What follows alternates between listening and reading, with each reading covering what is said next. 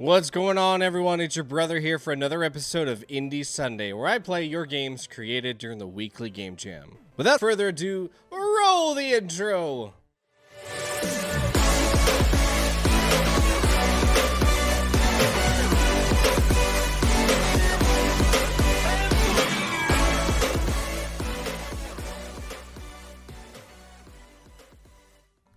What's going on, everyone? Thank you so much for coming out to my stream. Sorry we couldn't do our normal stream that we were going to try to plan for yesterday, which was going to be 12 hours of Mega Man 11.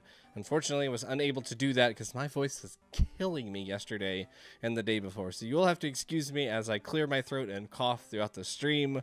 But we are here. We are going to continue down our quest to find the best games created during Weekly Game Jam and offer criticism, the constructive kind, to the people that make games for Weekly Game Jam. It's been a lot of fun. We've been doing this for quite some time. Hey, Shadow Knight, thank you. Yes, I am feeling much better. I think what actually happened is the past week at my work, I've been moving equipment and cubicles and diving into PCs. So I probably just got a whole bunch of dust and stuff in my system that just aggravated the heck out of my throat. That's probably what happened.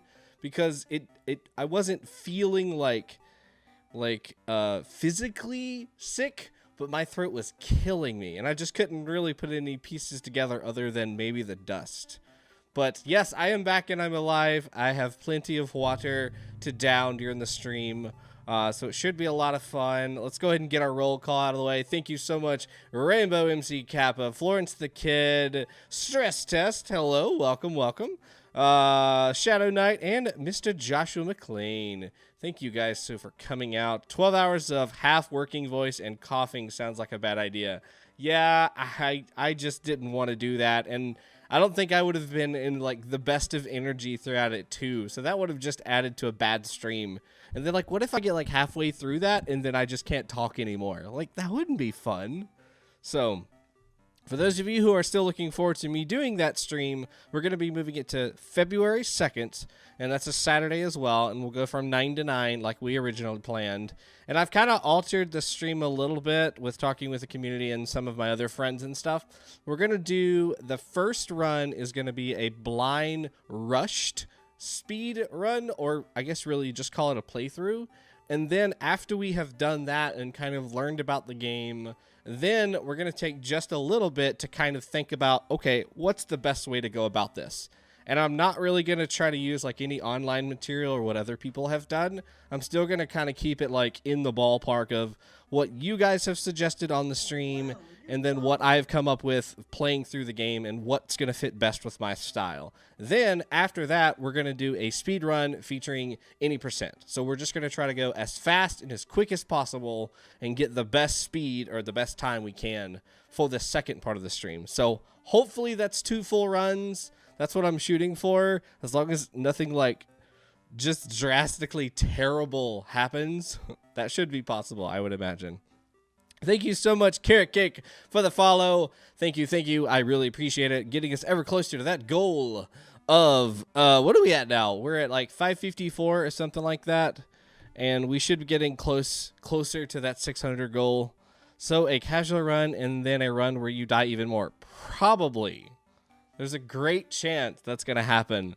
We're going to strat, and then we're going to just die a lot more in a lot more horrific ways. That's probably what'll happen. But yeah, so for those of you joining us for the very first time, my name is your brother, and the way that my typical streams work is I will play games featured from Weekly Game Jam. I'll play about 10 minutes per game, 12 games total for the stream, and I'll give constructive criticism as we're going through. Some of these games I'll be able to beat in less than 10 minutes. Some of these games I won't be able to beat in 10 minutes. So any of those games that I don't get to actually complete, go play them. Go see if you can give them some feedback. Go to their itch.io page, leave feedback there, give them some constructive criticism. Go to the Discord on either my Discord or Weekly Game Jams and talk to them. See if you can help them out. It's always good to help each other out. That's what a community is for. And that's just being a good person. If you're making a game, go give someone else feedback, and they hopefully will do the same thing for you. So enough chit chat. Let's dive into the main portion of this stream, which is where I play these games. So our very first game that we're going to talk about today is Puppet Parlor by jvolonte. Very good friend of the channel. Him and Das Panjo has made plenty of games. And a lot of crying baby. What is that? Baby rage? Yeah, there will... Oh, man. There will definitely be baby rage in Mega Man 11 speedrun. That's going to be... Yeesh. That's going to be rough. All right, so let's take a look. We got 10 minutes on the clock. This is the music we've been listening to in the background. I'll turn it up just a little bit so you guys can hear. If at any time I need to turn something up or turn something down, please let me know. I do try to keep a watch on my mixer just to make sure that we don't get it anything crazy. But I do miss it sometimes. You should set up a death counter. I regret not having one. Ugh. I think my chat is a death counter. Golly. We did that with Celeste or Cuphead, I think. And chat just kept control of my death counters. Oh, it's terrible. All right, so we've got some... Looks like sock puppets. Oh, they got blinking eyes and stuff. That's neat. Impatient customers will burst into your establishment and demand a custom-made puppet, which you'll have to tailor before they get mad and leave. Drag and drop parts from the left drawer to the puppet stands, and then drag the built puppet in order to sell it to the customer. All right, that's pretty cool. All right, so this is kind of like a restaurant simulator or burger joint simulator kind of thing. We have recipes. We're trying to make something and hand that to the customer as fast as possible. Think of the I Love Lucy. Ooh. Well, that music drastically changed. Okay, so looks like maybe all we have right now. Oh, I bought a thing. Is a sock. We have 3 socks, and maybe these are eyes. So let's go ahead and buy that. So now I can make 3 puppets. Okay. So we want 1. There we go. We got drawers. All right. Oh. And then we drag it over to them. Got it. Okay, so we can actually keep these drawers open. And same thing, probably just teaching me what it is I actually need to do. I like the sound effects that I'm hearing on here. That's really cool. And we're just going to pass that over. There we go. All right. So now we've been given some more options, and it does look like I can buy these items in the game, so I won't have to wait until the next day. We'll test that out here. Let's go ahead and get some stock, though. My money. Is my money... I don't actually see my money on the screen other than what my monthly goal is. Oh, wait, it's up there. Does that change? Yes, it does. Okay, so it's just grayed out. That could actually be in the foreground itself with this right here. Or if you just want to leave that there and then just map it right on top of this here so we can kind of see without having to look up in that corner where my money is. I think that would be nice. Okay, so let's just say 50-50. We're going to make 2 of these and 2 of these. We'll start that and see how that actually goes. So we got a basic. The little dots on the little X's on the eyes is kind of hard to see. That's the glasses.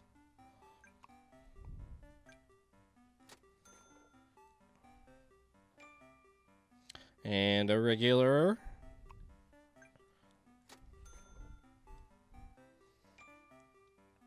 Another regular.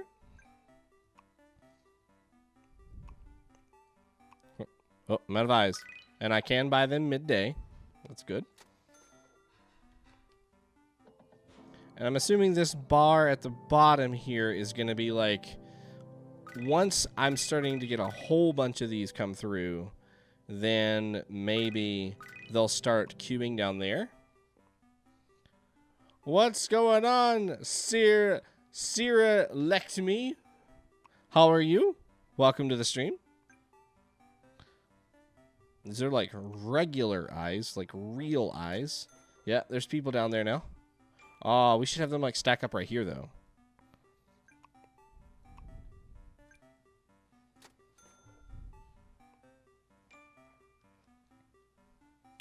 Doing all right. How about you? I am a fabuloso. Just playing some Game Jam games. It's so far away on my screen. Like, and there's a lot of space here that's not being utilized by anything. So we could almost move the entire game to the left half of the screen and then still have plenty of real estate for other features and stuff. Like maybe the customer's like walking up into the area. I like that sound effect. That's a beautiful sound effect. I like that. That's satisfying. I don't quite understand what this is.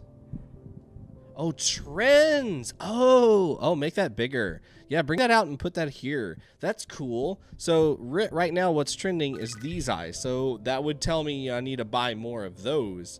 That's cool. Okay. That was just kind of hard to read. I thought it was just like start of the next day. I wasn't really sure what it was.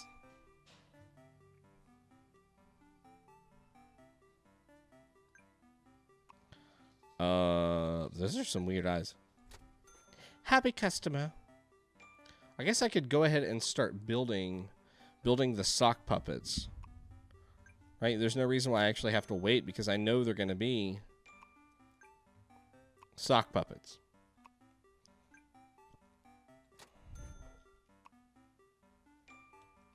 But at the same time, I don't know what will happen if one of these...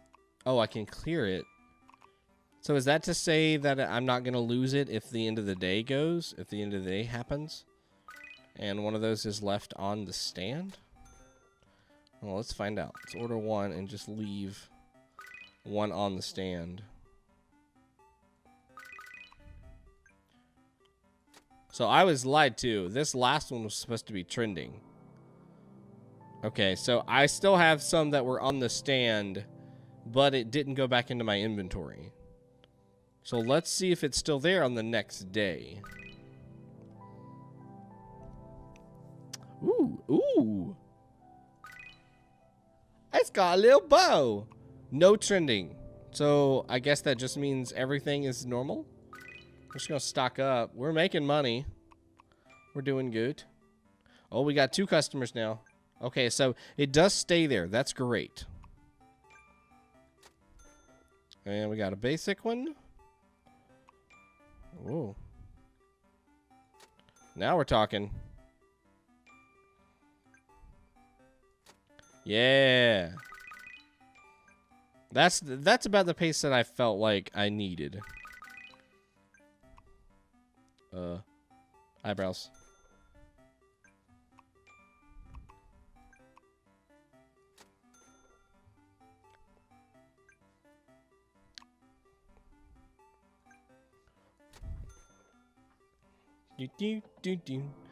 Music's good, the sound effects good. We're starting to get more into the game. We're seeing more puppets here. Assuming still gonna need to load up on those bad boys. Let's go ahead and load up on those too, just so we got a good little starting ground here. Oh man, we got a flower with the straight across Arbigaus. Oh yes, yes. This is cute. Placing the eyes right where the eyes go is really hard because it's so tiny. But I almost wanted to say at the beginning, like, that should be something that you just place it.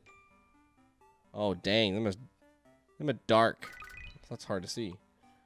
Like, where you could just place it anywhere, but I think that's adding to the difficulty in a good way instead of making it too hard. Or, yeah, instead of it being too hard. I think it's just enough difficulty to be like, ugh, this is hard, but you have to focus and really pay attention. I do wish, though, it was kind of pulled together a little bit closer. You think about, like, widescreen, or you think about, like, a large TV, and you're sitting in front of that TV, and you're doing this on each of the corners. That's kind of what I feel like, and the monitor's not far away from me. It's just some of these shapes are really tiny. So you could mitigate that by letting me, a little bit you could mitigate that by letting me just drop those anywhere on the body of the sock and it going to the right place. Or making everything just a little bit closer so my vision can kind of catch some of the peripheral stuff, and then I just need to glance a little bit if I need to towards these socks itself, because I'm fine with them, you know, everything just being small, but there needs to be something that's gonna help me because it is so small. It doesn't have to be a whole lot. Got about 15 seconds left on here. I'd be doing that. Yeah, I totally am doing that. And I wear contacts. I don't have perfect vision. I have astigmatism. So every once in a while, like with these bright lights, I feel like they're drying out my eyes. I'm like, okay, gotta blink.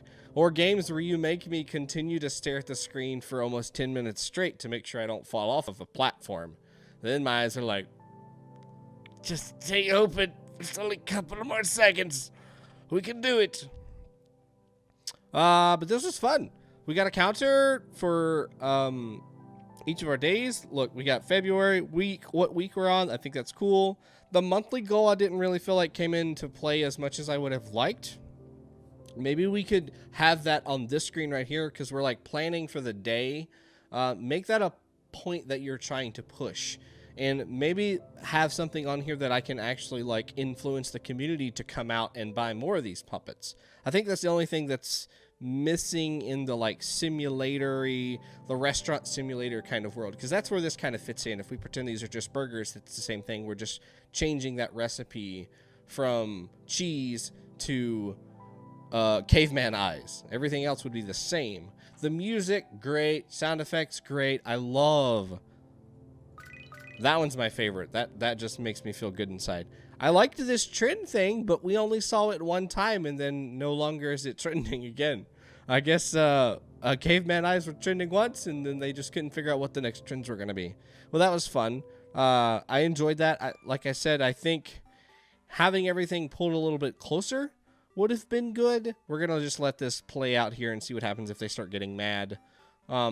But yeah, I want to see this come into a little bit more play by bringing that up on the screen when we're planning for each of the days. I'm glad to see that I could clear these. We really didn't need to. We were able to leave the ones on the stands themselves, and that wasn't too bad. But yeah, pulling everything together. Like I imagine myself pulling this window over to about right there, and then pulling this group to about right here, and then watching them like walk up to their position to request a puppet be made, and then they start walking off of the screen itself. You could put a little door back here to simulate that it is a restaurant, a store, that they're coming inside to go and buy something, and they're standing in line to get that. But we're getting there. We're getting close.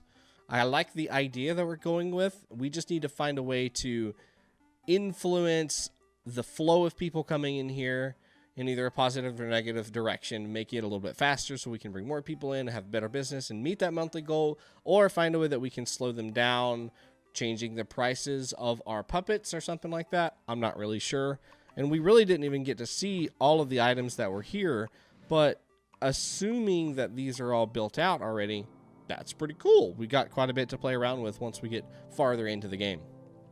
So that's a 10. This is Puppet Parlor by jvolonte. Thank you so much, Jay. I don't know if Das Panjo made anything with you on this one or not, but miss you guys, love you guys, hope you are all well, and that the new year is treating you fabulously. Just know that you are loved. Very loved. All right, let's get the next game loaded.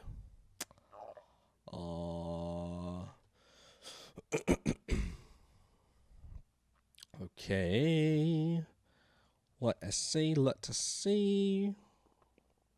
Sea of lettuce.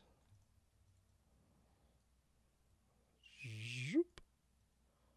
That looks good right about there. All right, this is Puppet by Suburboon? Question mark? All right, this is our start screen. We have a CPU Puppet, or maybe Puppet. They've given us directions. WASD, finger to move. Don't let your puppet line cut. Tap R. Wait, R or tap to begin. Okay. So 2 different control screens, either this side, keyboard or mouse, or touch screen. You can use the touch, or I'm assuming the mouse itself. Cool. So we're going to use keyboard and R. Or not. What does R do? Woo! Oh. R is to restart. Okay, so we're trying to not be on that line. Cool. And we're trying to get the bones. So we want to try to stay above that line. Okay.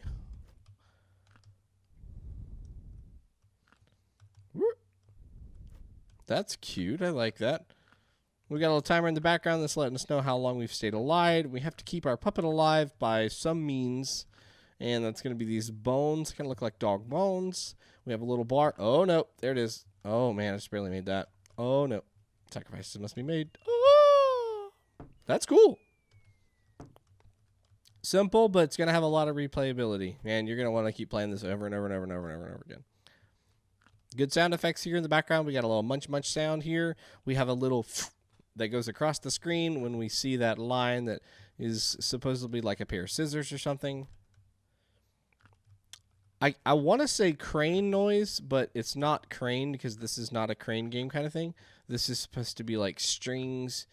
I can't think of a good sound that would really fit with this because we don't know what type of mechanism is actually making the puppet move around. Is it like, I don't know, a bunch of wheels? Is it somebody just holding one of those metal dowels or metal wooden dowels that are, you know, allowing it to move around? We're not really sure.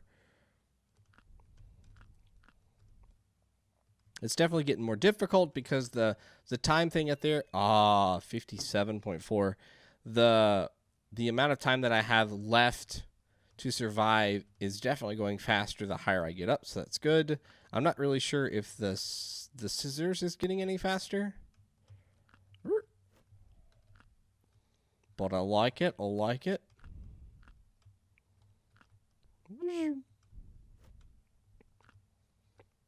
The color changing thing doesn't really add anything for me.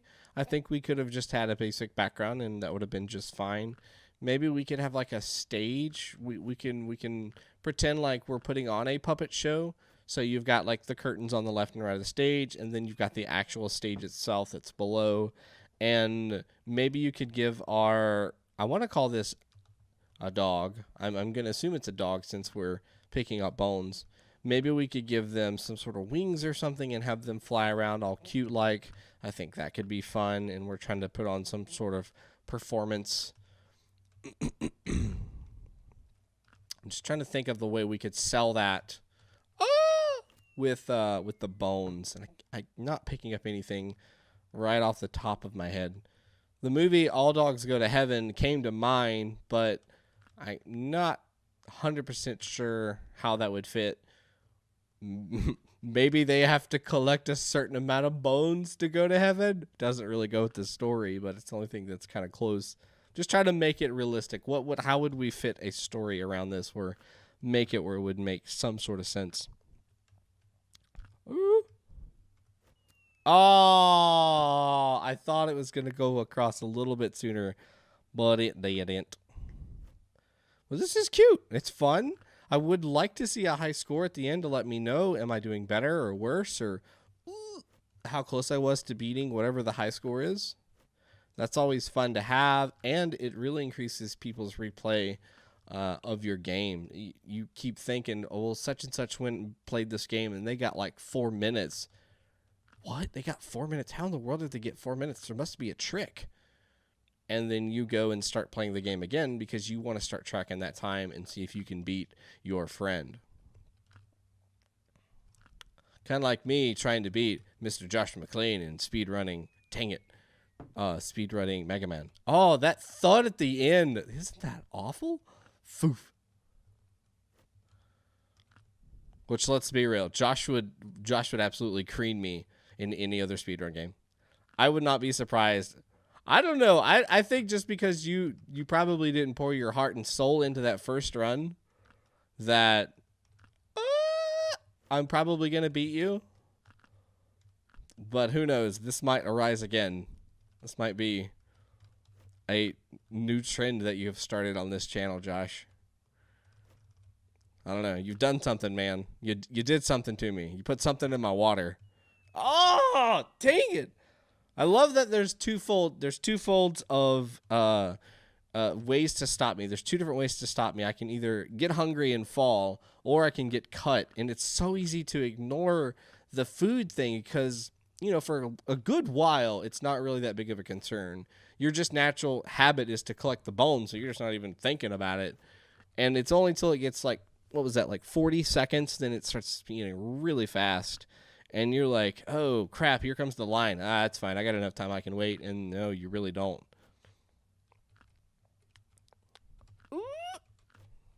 Speedrunning is super contagious and addicting.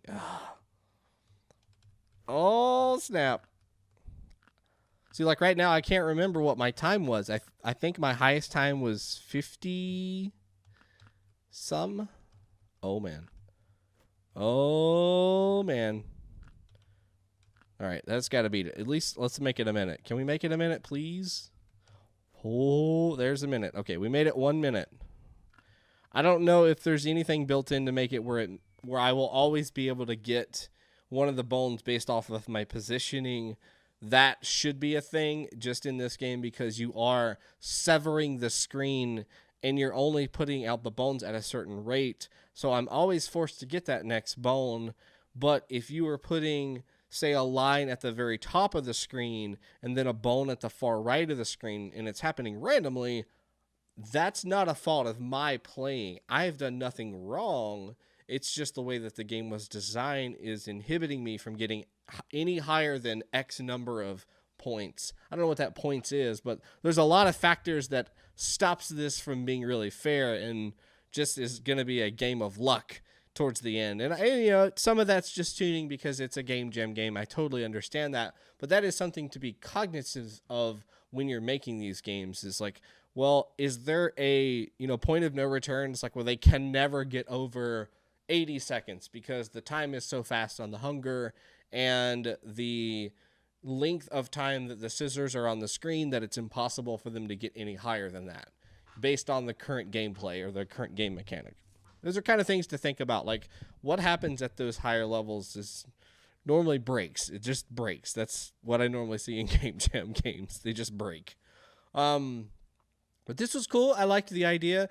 It kind of definitely made me think of this like crane game kind of thing, just because we were like lowering them down is what it made me think of to pick up these bones. Like I said, I think a puppet theater kind of thing would be cool. You've got curtains on each side and a little play stage right underneath that. And then we're putting on some sort of performance. I don't know what that performance would be. My dog can now fly.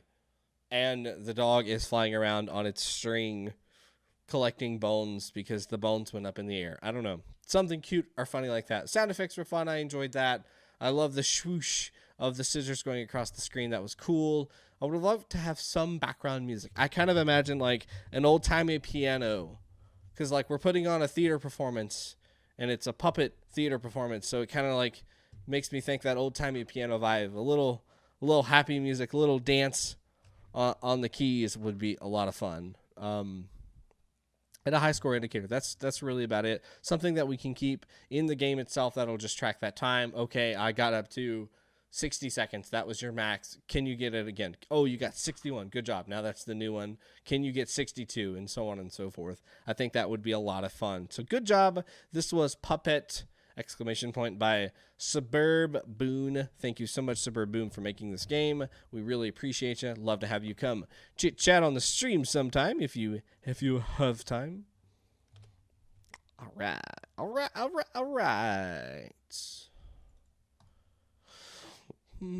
Hey Joshua, what other games are you speedrunning right now?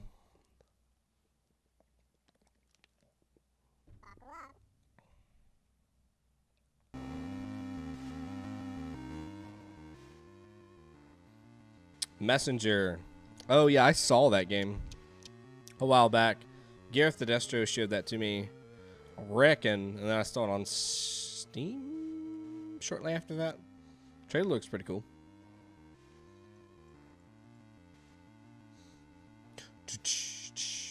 Oh boy. He runs. He runs and hides. Do not fear. I am here. I will give you the advice that you don't seek.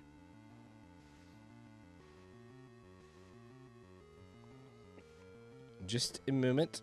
I'm just framing the screen so it's a little easier to look at.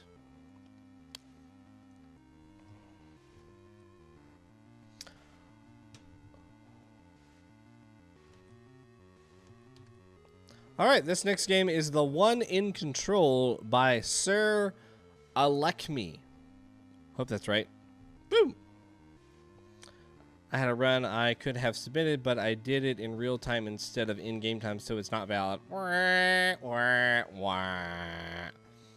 Oh, is that one of those where you left the game on and then you walked away and you did something else and you forgot about it, and 6 hours later, there's been 6 hours added to your game? No! Habit. Done that before. Alright, let's take a look at this game. The One in Control. Delta Potato. Now that's my kind of tunes. All right, here we just a second. We're just gonna Delta Potato, just because I'm gonna want that later. Nah, you have to switch the timer to in-game time, which is like 30 seconds faster. That's weird. Why would time be faster? Confused look. All right. So we got some cool tunes in the background, courtesy of Delta Potato. I don't know if this is Delta Potato, but it doesn't look like a potato. Let's go. Let's go. Let's go. Click. Click. Here we go. You are now Riley's puppet master. All right. What? Okay. All right. We're gonna roll with it. We're gonna roll with it. Riley. Oh boy. Hey, that's what you said. Oh, listen.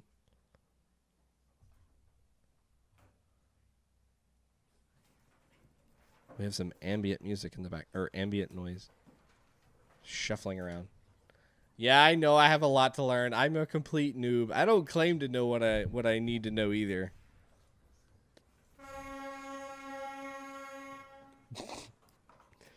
Riley! Dang! What is it I was dreaming about, my hot anime waifu? We're in class. Whoops. Principal through the intercom, through the speaker. Can Riley please come to the principal's office? Go to the office or don't go. Let's go to the office. You asked for me? Already late. Too late. I already did it. Reality police. Realities have been going haywire because of you. And we're going to turn down that music some more. I never have fun going to the principal's office. Uh-oh, carrot cake. Perfect narration. Why, thank you. Thank you. Look at those guns. Someone needs to get an artist. They look like noses. Oh. Oh, what? I got a shot. Because I was dreaming in class. Moral of the story, kids, don't dream in class. Don't sleep. Don't even think about dreaming. Oh, boy. All right, let's not go to class. But I didn't go. Realities have been going haywire because of you. We must bring you to justice. You need to stop the puppet master from having control. Which window should Riley jump out of?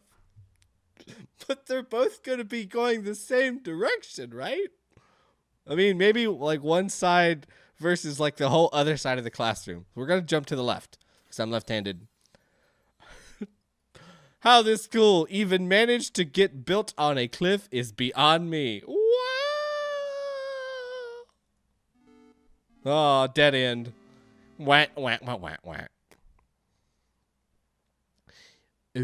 You are the puppet master. Riley will only be happy if you let him go. Neat Frozen reference, huh? Also, press F2 on the title screen to play my favorite part of this game. Now close the game so Riley can be free.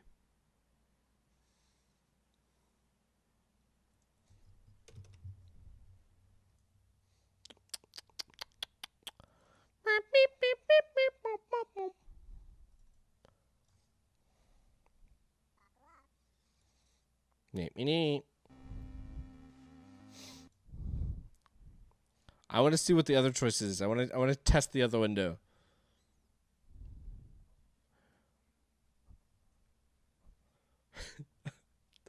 Honestly, guys, I love this so much. I don't know why. Just the fact that they're like, crap, I need a person. Google person writing on whiteboard. Perfect. That one will work. Gotta make do with what you got. I love it so much. I don't know why I do, but I just do. All right, we're gonna go through the right window. Oh no, it's the same window. Oh, Riley doesn't know which way is left. It's like, oh, left. All right. Dead end as well. So there is no choice. He must go at the secret way out. Before we do that.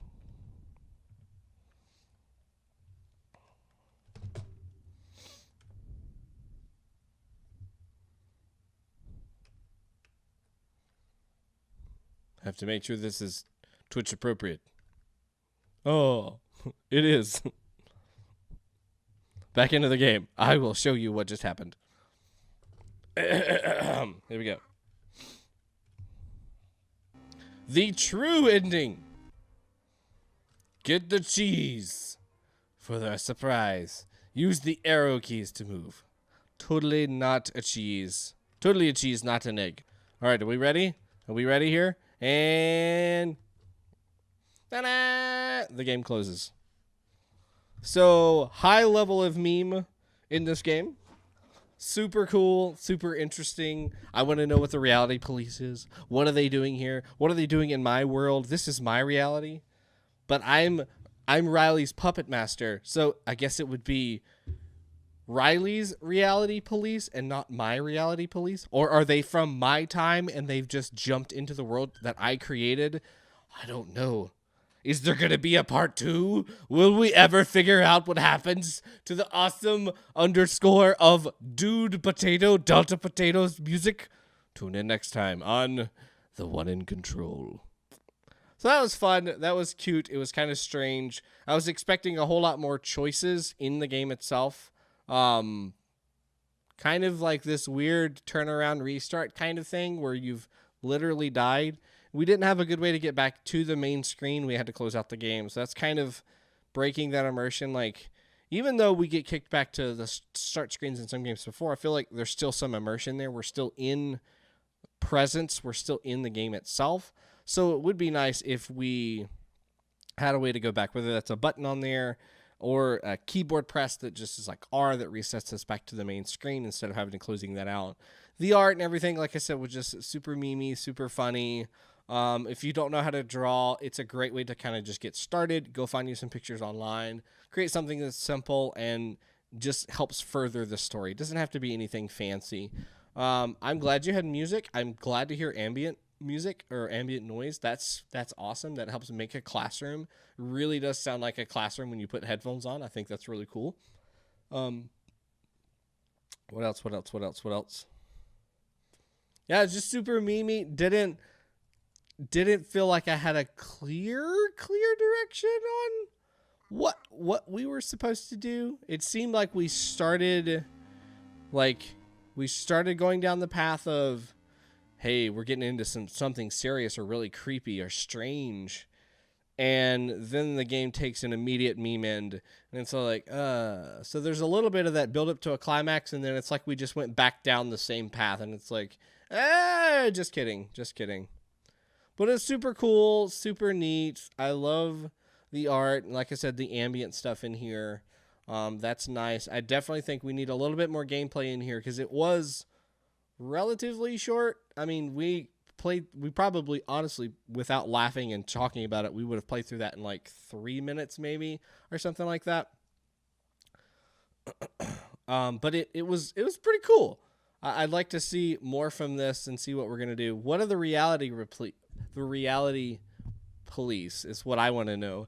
I kind of get the suspicion that maybe me being Riley's puppet master, that these people are actually from my world, whoever I am in relation to this game, and they've broken into this reality that I've created or somebody's created, and they're trying to stop me or stop Riley. I don't know what Riley's trying to do. He looks like he's just a schoolboy dreaming about anime in class, which is pretty typical. But maybe there's a hidden meaning. Who knows? Who knows? Thanks for the feedback, dude. I will definitely keep your ideas in mind. Yeah, dude, I'm glad I could give you some feedback. I always try to give some, even if it's just how cool your memes are or something like that. You never really know what you're gonna get from me, but I do try to give you something if I can. Can you? Let's see. Are you on my list? Are you on my list? For those of you who want to see what games I'm gonna be playing tonight, you can always use !list there, and that will take you to a Google Doc that has all of the games that I'm playing, and then also where you might find some of the other games from this series that I'll be playing. And I don't see Jashabo on me list. Did you not get your game done in time? Maybe that's why. I was going to ask, how do you determine what goes where in the list? So it's all point-based, and it's randomly chosen. If you participate in more game jams, I will give you an extra point or extra points, depending upon how many jams you've participated in. Up to 10. That's as high as you can go. That's the max amount of points that you can accumulate to get higher in the rankings. But then I just do it in order of stream, deep dive, and then HIO reviews. So it's kind of, you could call it a weighted selection, if you will. And then stream is tier 1, deep dive is tier 2, and then HIO is tier 3. All right, let me get the next game loaded here. Yeah, you are welcome, SirAlechmi. I'm butchering your name, I'm sure. I can't help it, man. I really can't. I do the best I can. It's not that I'm just like, oh, that's a funny sounding name. Let me see if I can screw that one up. No, I am. Every time I get a name, I'm like, well, that's not John or Paul, so here we go. Next, I'm just going to have like several hundred people join Weekly Game Jam, and it's just going to be John, Paul, Sally, Bob, and Robert. All right, so let's get the next game loaded here. While I'm doing that, I just want to give you guys a reminder. I'm going to be streaming Global Game Jam on the 30th at 7 p.m. That's a Wednesday. If you want to join Global Game Jam, you're more than welcome to. It's going the 25th through the 27th. If you want to go check that out, let me go ahead and give you a link just so you have it. And you can go check it out for yourself to see if that's something you might be interested in. It's a global game jam. Why would you not want to be a part of something that's global? But we're going to play that for probably 2 to 4 hours. I'll play just as many games as I have in my submission queue, or I'll just start playing random games that are from that, and then I'll have that posted on YouTube 24 hours after that. I just like playing the games. If I end up getting somebody from the global game jam, that's cool. If not, then I still had a lot of fun. And you guys got to see some cool games that were created during a global game jam. All right, let's get this next game on the screen. Brother! What's up, Holiday? How dare I? I almost forgot. How you doing, man? I'm glad you could make it. I'm glad you decided to show up here. Encoding game killing game. There we go. Background show. Alechmi is an anagram of my middle name, Michael, because I like anagrams, but you can just call me Sir because it boosts my ego. Sir, good day, sir. Welcome to the stream, sir. Mr. Joshua McLean gets a new itch.io account and calls it John, Paul, Sally, Bob, Robert. Oi, what's up, the Pinwheel? Welcome, welcome. Dude, I'm doing well. Thanks for asking, Holiday. I've been like hoarse, sore throaty for the past couple days. So apologize for the coughing and clearing my throat during the stream. I know it's gross, but I have to survive. So unfortunately, we weren't able to do the 12-hour stream yesterday for the Mega Man, but we're going to redo on the 2nd of February. Why doesn't this want to capture? That's so weird. Oh, let me just try to do windowed, because it's just being, this one's doing weird stuff. Yeah, brings up just fine that way. Eggs on toast, fine, sir. Would you like an eggs Benedict, sir? With a scone, a raspberry scone. Nothing like a raspberry scone in the morning. Oh man, I really want some eggs on toast now. Look what you did to me, sir. How dare you? Yeah, I am getting better. I'm pretty much back to normal. I think I just inhaled like 5 years worth of dust in several days, and that's just not been good. 11 out of 10 accent. Thank you. Probably not. Oh, all right. Next game on the list is Cube Puppet by Arbigaus. Arbigaus. Arbigaus. We'll go with that one. That sounds good. That sounds better than what I was thinking. All right, so this is our screen. This is what's going on here. We got a guy who's kind of just hanging around here, derpy-derring around. We've got some keyboard keys here. WASD is to move, space to start, escape to quit, avoid the cubes, and try to stay inside the screen. Oh, excuse me. Let us go. Weep. Whoops, typo, meant 1 out of 10. Oh, ouch. Yeah, see that little jab that just came from the side? That was Josh saying that about my accent. Ugh. All right, so there's an appropriate amount of, elasticity from this guy. I think maybe over appropriate. Woo. Ooh. Oh, man. We need some sort of a tail to let us know which and where they're going to be coming from, so I can kind of plan for it a little bit.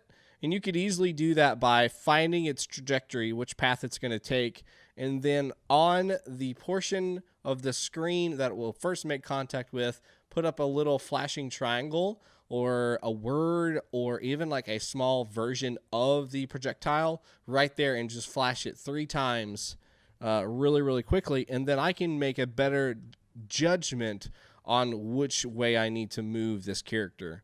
Now, that's not really necessary if we had a little bit more control of this little... I find him more of like a trapeze artist than a puppet, because I'm making more progress by like circling, and that's making him like spin in circles, so he kind of looks like a trapeze artist. Is that right? Is that trapeze? Ouch. Oh, that's saved though. Oh man. Woo. Yeah, if we had more control over him, I don't think we would need to have that telegraph as much. But man, without it, it's you're in random's court for almost the entire game itself. And I'm building up a lot of momentum the more that I play. I don't really have a way to relieve that momentum. It just kind of keeps going and going and going and going, and then I am literally just bouncing off of the screen more than I am on the screen, and that's mostly because I'm like overcorrecting trying to go back on the screen itself. Woo. Josh, I expect to hear you try, fine sir, when I go to your stream. Tea and crumpets. That'd be a cool co-op game. What would be a cool co-op game? Did I say something that would be a fun co-op game? Psh, a marvelous fallacy. That one must be able to do something in order to judge it. But sure, I'll try. Woo! Sorry for the scream. That one scared me. It looked like I was just going to barely be able to get by it. Florence, I'm sorry. It's the streamer brain. You don't have an inner monologue when you're a streamer. Everything that's inside of your head just kind of automatically leaves your mouth without really filtering it or thinking about it or even remembering it. So it just kind of happens. You practically, a good way to put this is, when you stream, you have no short-term memory. Smash. I've got to 9. That's better than nothing, right?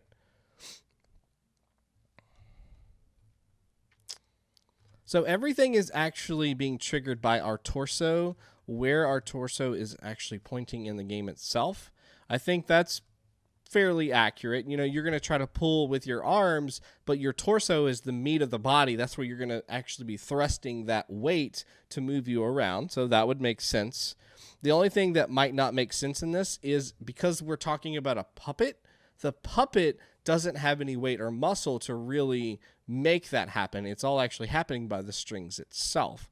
So I would honestly kind of imagine the strings being the ones that are pulling the puppet around. And this would make the puppet a lot lighter and honestly a lot less elastic, because I do feel like I'm getting some heavy elastic on this bad boy. And I would, like, if we zoomed out, if we pretended like we zoomed out on this, are the strings themselves just extremely long and I just have so much momentum that I'm moving around? Or are these strings actually stretching? If there's a way we could get rid of the stretch, I think we could mimic this puppet dancing thing a little bit more, and maybe to a point where we can actually avoid these obstacles in a way that's rewarding and not just hoping you can throw this tiny little body around and dodge as much as you can. Although I would like to see some of these stills of this guy. Oh my gosh, going over top of these projectiles, because he's like so suave in some of them and not so much on the others. Oh God, it's fun to go back to highlight clips and find yourself reading dialogue that you don't remember at all being in game. I have to add dialogue to some of the games I play. It's like, oh man, you could have used that word here, or yeah, you didn't address them in like a punky way like I would have. So I just make up my own dialogue sometimes. But yeah, you're totally right. I've definitely found myself being like, oh yeah, that wasn't supposed to be sarcastic at all. That was supposed to be like really sincere. Huh, I read that completely wrong. Woo! See, that'd be a perfect little clip just to watch that right there. Swoosh. Another good little tip here when you're making any game like this that's going to be a lot of trial and error, where they're going to be dying several times over, is to make sure that you have the music existing outside of the playing experience. I try to use the words like global versus local, if you think about it that way in programming terminology, or private versus global. You have something that's going to be existing inside of the game experience would be the puppet. You're resetting that every single time the game ends, but the music itself, you want to exist outside of that. You want it to keep playing. You don't want to stop it every single time your character dies, because then the player is going to hear the same 30 seconds over and over and over and over. And that gets annoying very, very quickly. I don't even think you guys can hear the music at all. Not much anyway, so just turn that back up. Yeah, I hear it all the time, especially on these like extremely hard games where, dang it, where you're going to die a lot. Like, it's just not finely tuned yet. It's still early in the game's development, so it's really hard unless, you know, maybe you're the developer and you've played it enough where you know where the sweet spots are, you know exactly how to maneuver around these things that's going to be the safest, and you might even know exactly how the trajectory or the projectiles are programmed to launch. Like, will they only ever launch from the second third of the left screen and the bottom right of the right screen, or something like that, or the lower third of the bottom right screen? So then you always know, well, I need to be in this position for this jump or for this projectile, and then I need to switch back over to this side for the next jump. The player's never going to know that unless they just die and die and die and die and die. And at that point, they're like, well, shoot, I don't want to play this game. There's no method to the madness. It just kind of randomly happens, and then I might get a score of 2 because I didn't get hit. Oh, smash. Well, thank you, Holiday. I stumble across a piece of gold every once in a while. Wow! Ooh. Oh, I just noticed something. These are actually going in 3 dimensions. How did that miss me? they're not going in 2 dimensions. You can actually see more of the... Oh, snap. Oh, no. See, I'm out of control. I'm out of control. I can't control this now. Oh. Oh, no. Ah, 14. That's as high as I got. You could see them kind of coming, like, towards the screen and towards the right side at the same time. That was cool. Yeah, I think that's about all I have for here. Like I said, we could probably try to pretend we're putting on a puppet show or something like that in this, and we're dodging arrows. You know, we're Robin Hood, and they're shooting arrows at me as I'm scaling the trees, and I'm using all of my acrobatic knowledge to do flippity-doos and cartwheelos, and I'm dodging all of the arrows because there were only 14 that were fired ever in the existence of Robin Hood. So yeah, there's your story. That's what this game's backstory is. Me and the developer had a conversation about it. That's the direction he's going. It's very interesting. It'll be a great play. You'll have to go see it in theaters. Mm-hmm. And I don't mean like movie theaters. No. I mean like real theaters. Like plays. You know? Those things that probably nobody goes and sees. Those things. So that was called Puppet Show. Or I'm sorry, that was called Cube Puppet by Arbigaus. I think it was a neat little game. The amount of momentum that I'm getting in that, or the acceleration or the elasticity that is happening, is extremely great. I feel like maybe because it's all coming from the torso, you think of like a slingshot is what it feels like, and then that's just bouncing up and down, going faster and faster and faster until I have no control over it. I think having some sort of telegraph with the projectiles would help us a little bit so we could better fine-tune where we need to go next to make our scores a little bit higher and better just control it. I mean, I think I could get it more closer to staying in the center if I had an idea of where the next projectile was coming, and I could like circle around that and then bring myself back home while dodging the projectile. Whereas before, I'm just kind of randomly hoping I dodge it in some cool fashion. Music, that was the thing that I always seem to see is if you're going to have music in the game in these trial and error kind of games, trial and error kind of games, make sure that exists outside of the playing experience and just have it play in the background, and don't restart it when we die. Let that just keep going, and then it feels like I'm not hearing the first 30 seconds over and over and over and over again. That's a big thing that can really become annoying as you're playing games, because you want to hear this awesome track and it's so cool and oh my gosh, it sounds so great, and then it's like, oh, now you got to listen to it all again. It's like, oh, but we were almost right at the drop, and it's just no, you got to do it again. Sorry. So good job. Keep up the good work. We'd love to have you come on the stream, talk about your games that you've made. It's always a blessing to hear from other developers. So I invite you, come check them out. Come check out what we do here. We play awesome, high-quality games. Very high quality. Nothing of the highest quality. Nothing but the highest quality. All right, next game is Puppet Show by Rubixdoed. Rubixdoed. I'm sorry. I know names just don't have names. Just be numbers. All right, so here we are. Welcome to our little puppet show. This is a puppet show. Can I move? Move around? Oh, we're doing stuff. The norms tell me I should probably go right. Can I jump? No. No. Okay, I'm gonna turn back around because I don't see anything that's telling me I should continue to go forward. But I'm liking what I'm seeing right now. Oh, look, it's even hung by like a pole or something. That's awesome. I love that. Oh, I guess this is all there is. This is probably the start of somebody's game. Oh, it's still super cute, though. I love this. And honestly, The movement's really good. Like, it really does feel like you're sitting there, like, hopping along with a puppet with a sock on your hand. That's hilarious. So it looks like that's all she wrote. I've gone through my keyboard keys. Can I click or do anything? It doesn't look like it. So this is a start of a puppet world, which I think is pretty cool.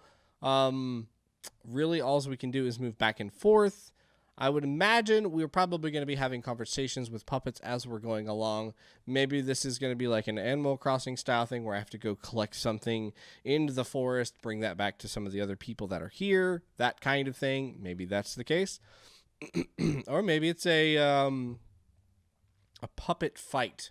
I'm going to pick up weapons as we go through the forests, and maybe I'll be an archer or a swordsman and take on the evil, nasty troll puppets of Puppet Town. Who knows? Tune in next time on the Puppet Show. But I love the curtain idea. So this is exactly what I was suggesting for the other two that had marionette-type puppets. Is that the correct way to call them? Not sock puppets or hand puppets, or ones that you stick your hand up the rear end. But is it marionette? Is that what they're called? The ones where you have like the two dowel rods and they're moving different strings on the puppets to make their hands move and feet move and stuff. I think that's right. I could be completely wrong. I don't even know, guys. But here it is, the curtains. This is exactly what I would want to see on the other ones because it creates a framing around the game. It helps create some more immersion and really fit us right into the story very quickly without trying to say, where are we? What are we doing? What's kind of going on here? I'm not really sure. And they haven't said anything to us. We literally just awoke, and here we are. I started moving around and automatically knew, okay, this is like a hand puppet show. Gotcha. Just checking one more time. Graphics, they're a start. We're getting somewhere. We're starting something. I don't know if this is final graphics or this is the art direction that they've chosen. I think if it is, I think this would be an awesome, like, take no offense to this, but imagine like an entire game built in MS Paint or something like that, but at the scale of Hollow Knight or something crazy like that. I would play that game. I would totally play that game. Like a game drawn with nothing but crayons and has that like kiddish kind of look to it. I would totally play that game, but then has like Metrovania style gameplay. Who would not play that game? That would be awesome. I'm like building my own world here. And then on top of that, you can have kids submit their art to the game dev and he will make bosses based off of their art. That would be actually amazing. See, I'm not the only one who thinks that would be amazing. That would be really cool. Yeah, that's really about all I can say. There's not really a direction defined on what we're doing with this game. It's kind of really, really early. But I will compliment you on the art that's chosen. It definitely makes me feel like a puppet show. And because the hand is behind this dirt background here, and it's kind of moving across in a like weirdly bouncy kind of fashion, it totally does feel like it is a sock puppet instead of just like a weird snake that just happened to be perusing the dirt aisles. Good job. Definitely good job with that. I would have loved to see just a little bit more gameplay or at least a story that we could have at least started in here. You know, some sort of prompter message at the beginning that says this is a small puppet show about Blake. And Blake is going to go wander the forest. And that's all Blake does. Help. There's nothing else. That's it.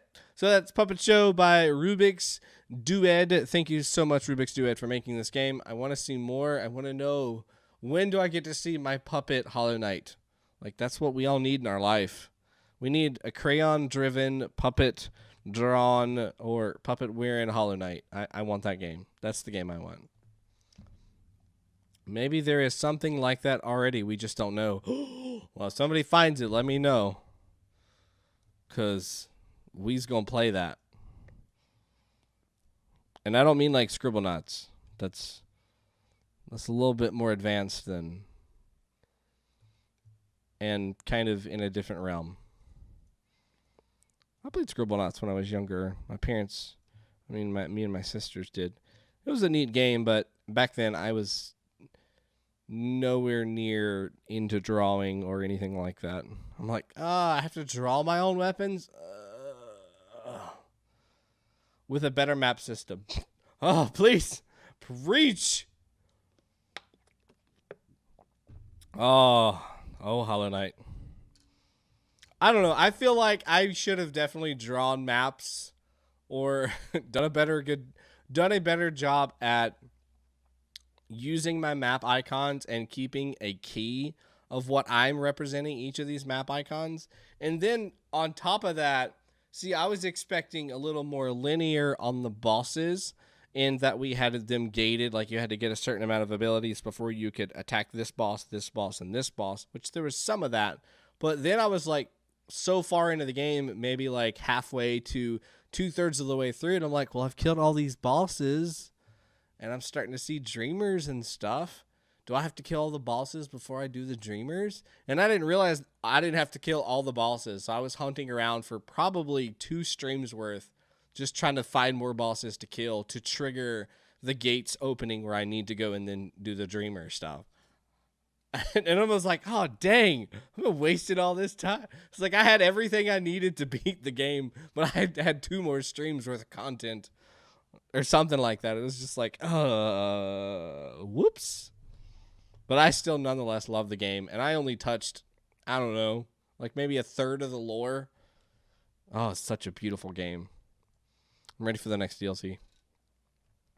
On to the next game. This one is called In and Out by Juan Carlos Seijoperez.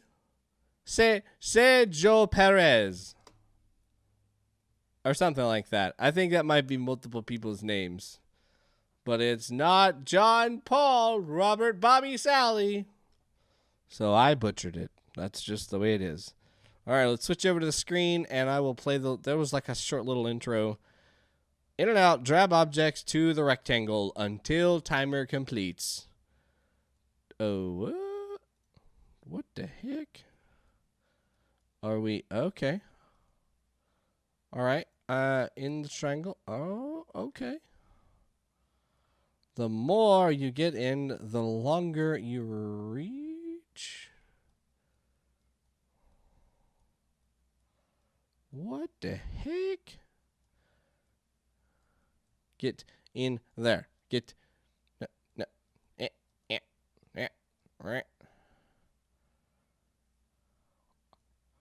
It's kind of.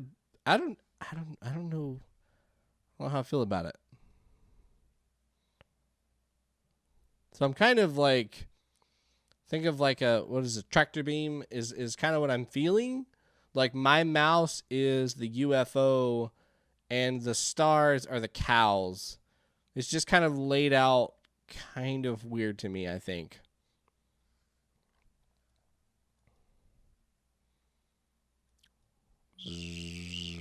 Yeah, that's what's messing me up sometimes is I accidentally pick up. No, come back here. One when I'm trying to pick up the other. Excuse me, but I'm going to steal that mouse effect for my game.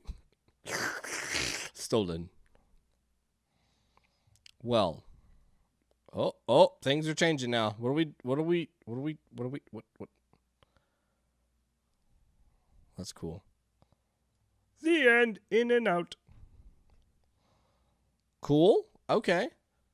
So, how can we theme a world around this? It's an interesting mechanic. I liked the UFO thing. That was interesting. But I can't think of an explanation for the shrinking square. We're trying to get all 3 of them underneath that circle to make sure they stay within my realm of influence. But then the world that they need to actually be in for me to get to the next level is also shrinking. At first I thought this was like no. Like an elastic kind of thing, like I was trying to throw them into that little thing, but no, I actually need them to be in the square. Whoa. Dude, bro. I need them to be in the square, and I need to be holding down the mouse at the same time, which is surprisingly really hard. I just have to move real slow. That's hard.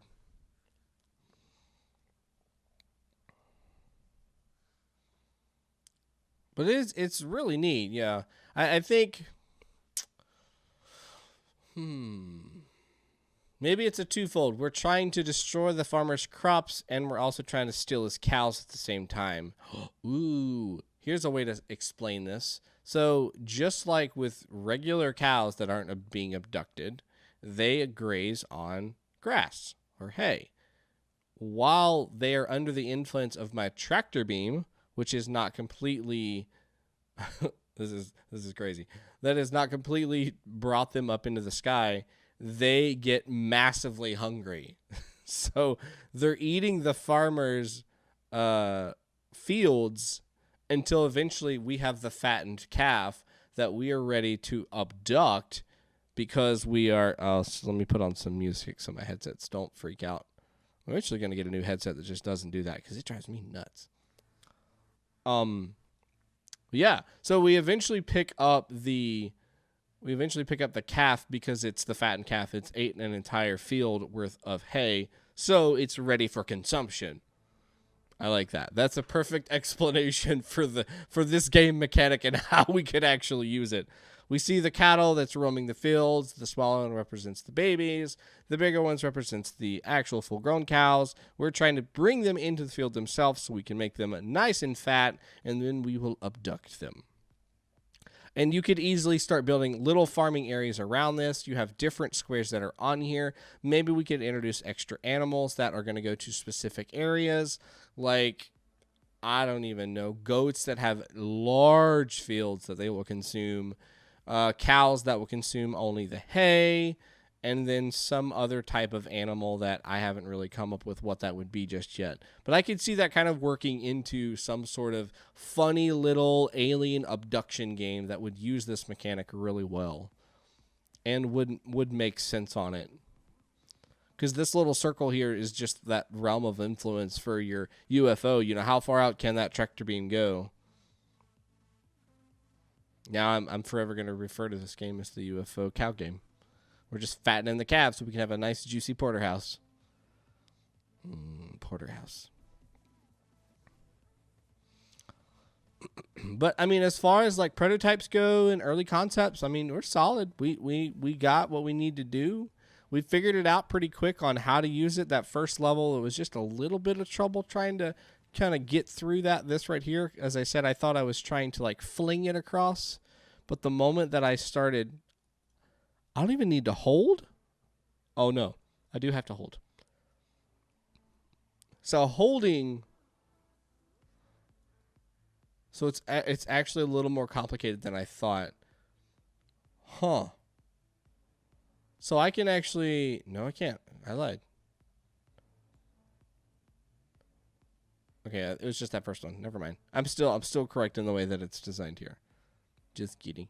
Yeah, so you got to pull them into your circle there and then start holding down the arrow or the left click and it will start to shrink the square that's below it. That's really cool. And then we got just a timer to let us know how much longer we have to do that inside of the current circle that we're on. Cool. Yeah, I think that's about it. I can't think of anything else that I would really say about this. We don't have any music, but we haven't really defined a direction, so you could probably just put anything in the background, just some happy tunes, and that would suffice. Some nice little noise for this little... I'm going to keep calling it a tractor beam because I can't think of anything else. Tractor beam that is going out to the ball and the star. I think that could be definitely have a sound effect when it makes contact. That needs to be a short little blip that lets us know we've just made contact with it. And you can have one for each one of the objects that we come in contact with. And then the actual holding down, which is shrinking the square or the circle or whatever it is we're standing at. We need to have another sound effect that's just constantly going. That's not too obnoxious as we go down. That's cool. Yeah, I can't think of anything else. Good job. I want to see where you're going to take this. I think you've definitely done a good job on the prototype. Now we just need to start defining what that next direction is going to be. What's the story you're trying to tell, or what type of idle game you're going to make that's going to end up making me waste all my time in the world. All right. Next game we're going to be playing is called... okay. We're ready. It's ready for me. I'm not ready for it, though. Rip it, and I can turn the music off now.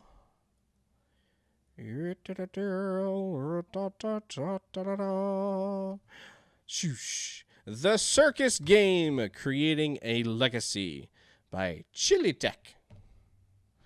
Let us gander.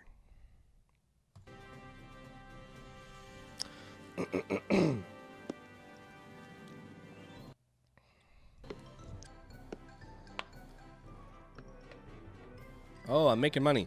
You have a small street show. People are rich. Employees, none.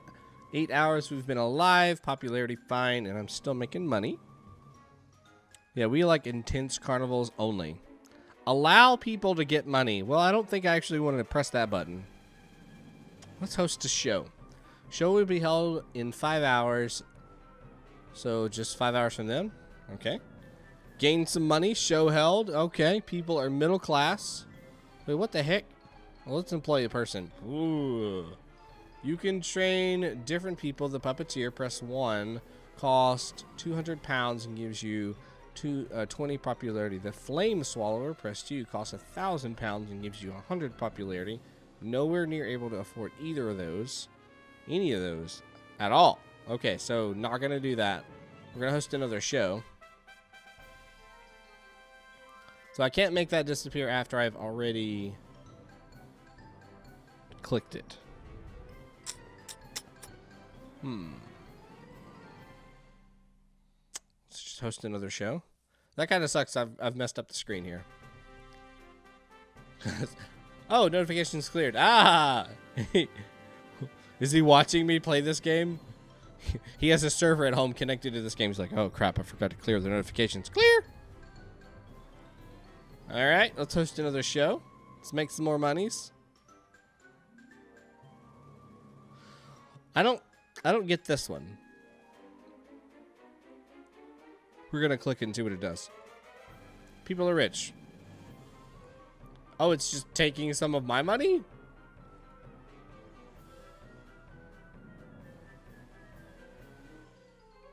Made some more money. Okay. All right. Can't afford to hire anybody yet. That was 200? 200. So, yeah, I'm still about 50 shy. So, we're just going to keep hosting shows. Can I only host one show at a time?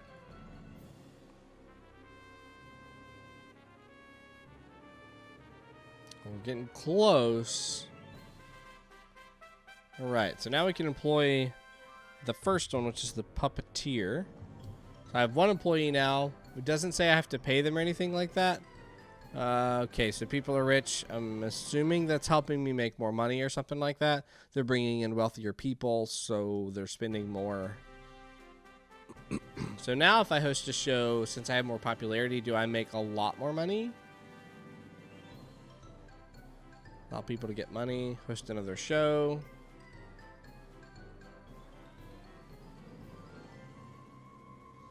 It doesn't actually tell me how much money I make. It just kind of starts adding it up there. So that'd be really easy to miss if you're looking at other aspects down here.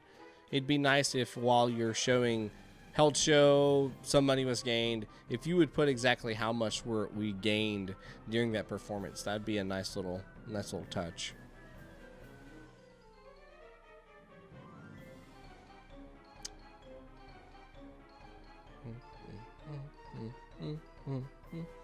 It's definitely some intense music.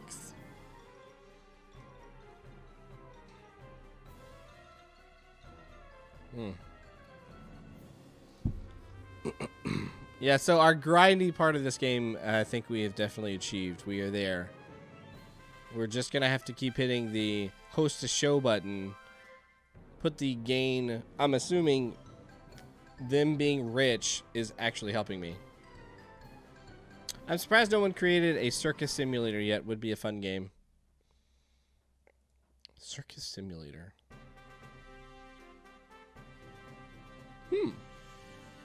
That would be an interesting game. Holiday, you need to start working on that. I want Circus Tycoon. With your name stamped on it. So if I hire another puppeteer, is that going to bring me even more money in? So these are things that I want to know. How much is the popularity making a difference for me? Does popularity equal to a percentage more earned per hour or per show? There's a game called Circus World. Oh no. Sorry, Holiday. Looks like somebody already took your idea. Was it any good is the better question.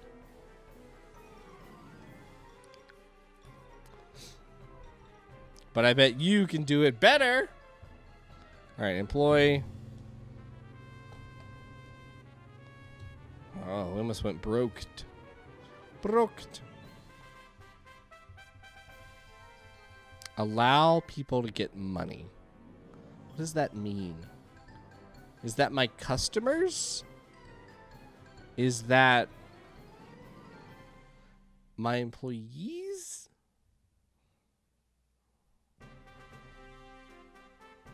I don't know. I'm not convinced.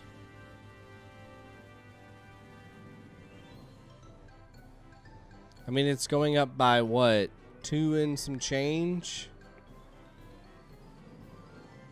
Or is it a solid 2? Oh, it's a solid 2. Thought I saw it jump one time. People are still rich. I'm just going to keep putting on shows. So that seems just a little too grindy to me. Like I'm literally, it's just going to make sense to hold this button. Oh no, I broke the game. Whoops. Lol. Can't handle making too much money. We must shut him down. Oh no.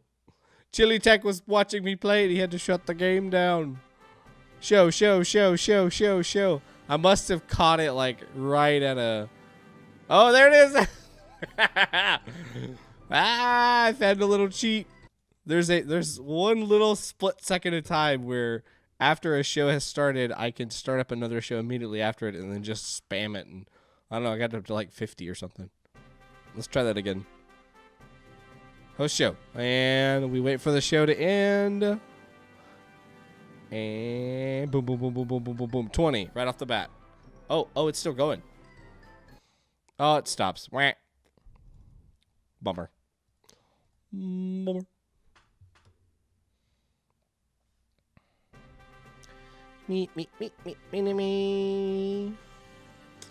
All right, so let's back up. Let's talk about this game. See how we can improve the experience itself. So I think if we had one screen right before this that kind of introduced us as the new ringleader of the circus and said, you are getting ready to start for the day. Here is your inventory, kind of like the restaurant simulator, kind of like the puppet parlor that we had at the very beginning of the stream, where we get a nice little overview of what's going on over here. I think maybe the wording is a little funny on some of the places or some of the texts, like allow people to get money. I don't really understand that. There's some stuff in the notifications here. Like, I think, what does popularity actually mean to me? It doesn't mean anything to me in context of this game. Popularity means, just by definition, you know, you are known by more people, but how does that influence the game? What is that actually doing for me? Does that mean in the game I'm making more money because more people are spending more money? Or are there just more people showing up and by that I'm making more money? What does that actually mean? And I think some of these could be explained away by just having little pop-ups that come over top of like popularity and say, the more popularity you have, the more times money you make. Or, you know, +2 money per second. The more employees you have, certain percentage per money per second you make. Something to let me know what are these resources and why do I need to keep track of them and care about them. The one that I don't really get is this one right here. Allow people to get money. So the rich, what does that actually mean? I saw that it went down to like middle class, and then I'm assuming you can go to lower class or something like that. What does that mean though? Is that, and who are these people? Are these the customers that are coming to the circus, or are these my employees? Maybe this is how I'm paying them, so they're staying wealthy, they're making good money, and they can keep coming back. But at the very beginning, I don't have any employees, so it must be. It has to be my customers. Maybe this is like me putting on shows, or those little weight guessing game, or the crane games, or the throw the ball at the milk bottle things, and they can win something, sometimes money prizes or stuffed animals or something like that.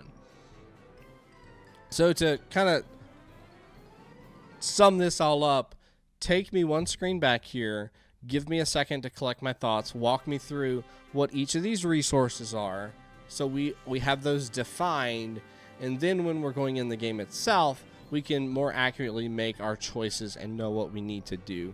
I think we need to add some sort of element of randomness in this game that are going to change some of the day-to-day stuff. Like, one of the elephants gets loose, you lose $50. You have 4 bus loads of church people that show up, and they bring you a lot of money. Some other random events that can kind of happen in the game itself. I think that would help some of this stuff. And you see that in like restaurant simulators. You'd probably see something like that in a puppet parlor, where, or there's another game I played actually on my YouTube channel called Mall Simulator, or American Mall Simulator, something like that. That was a perfect example of this randomness. You'd be having a great day, everything was going on amazing, and then bam, all of a sudden, like, the water pipes bust and your entire mall is flooded. Crap. That's the kind of stuff that we need to see in this, that I would help break up the grindiness that's happening at each one of these shows. And maybe it could be tied to those shows. That could happen, right? You host a show.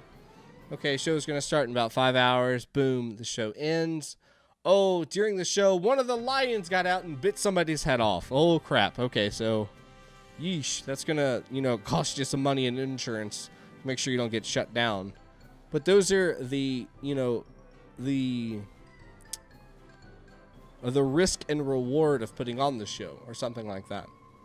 We're getting there. We're making something that looks like one of those simulators kind of things. We just need to kind of clean it up a little bit, introduce the resources to me so it's easier for me to understand what each one of the resources are, and then give me something that's not so grindy in the game itself. And maybe fix the wording. Like this one right here is just really confusing to me. So, that is the Circus game, Creating a Legacy by ChilliTech. Thank you so much, ChilliTech, for making this game. We appreciate you. Make sure you come out and talk with us. Give some of your inspiration. Whatever it is you would like to do. Here's a new clip. I really like this moment, okay? Tracking how brother breaks games, always cool. All of the broken games. I have broken so many. Das, how many games of yours have I broke? All of them? He'll never go right. Don't worry about it. We don't need to put up a wall there. Dang it. First thing you did was go right. Crap.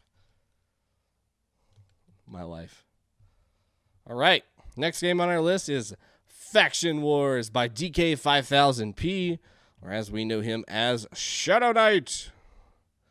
Ooh, okay. All right.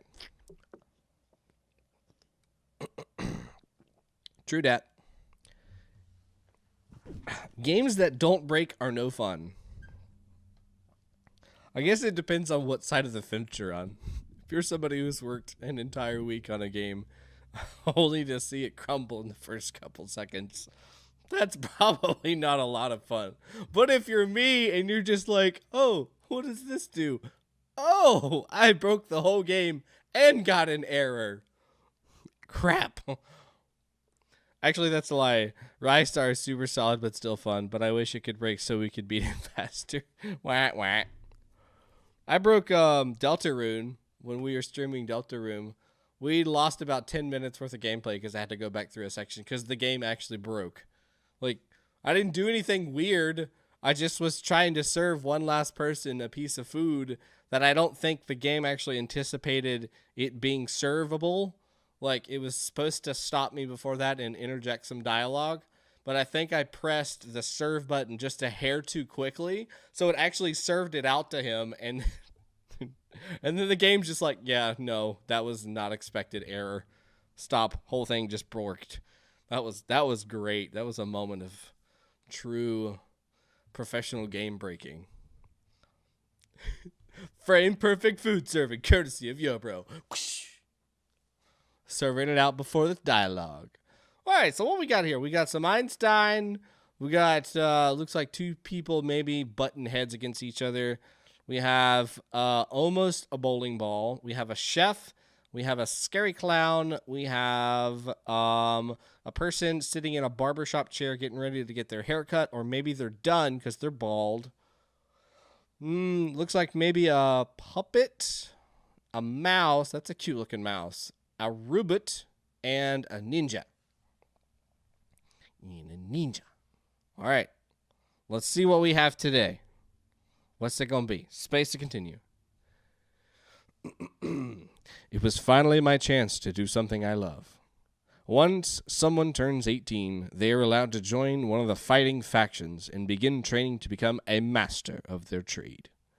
There are multiple factions, but I have settled on a traditional fighting or the food fighting faction. Now I just need to choose. Exclamation point. List. Super. The food fighting faction, able to turn food into deadly weapons. That's totally going to be traditional fighting, known for their kicking and punchings. Sometimes they'll throw a fireball. And I guess we can't do any of the other ones just yet.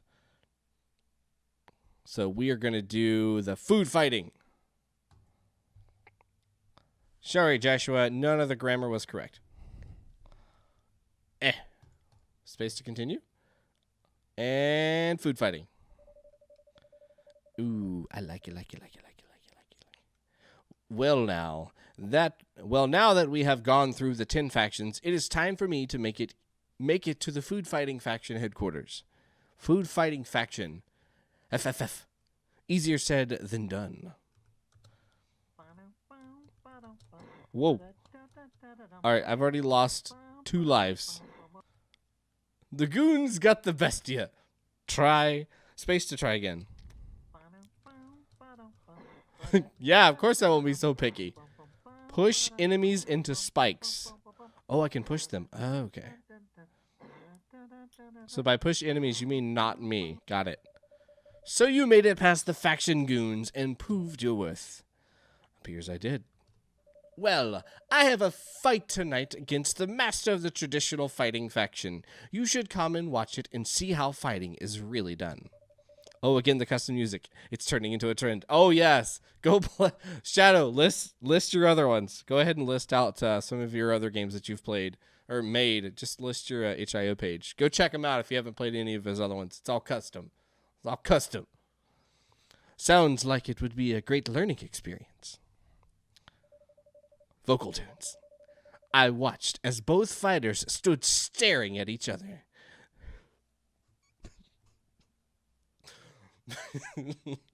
It looks like they're just standing in front of a pot and then a spatula, staring at that instead. And spikes. Spikes. There was an intensity between them that caused a silence to fall on the stadium.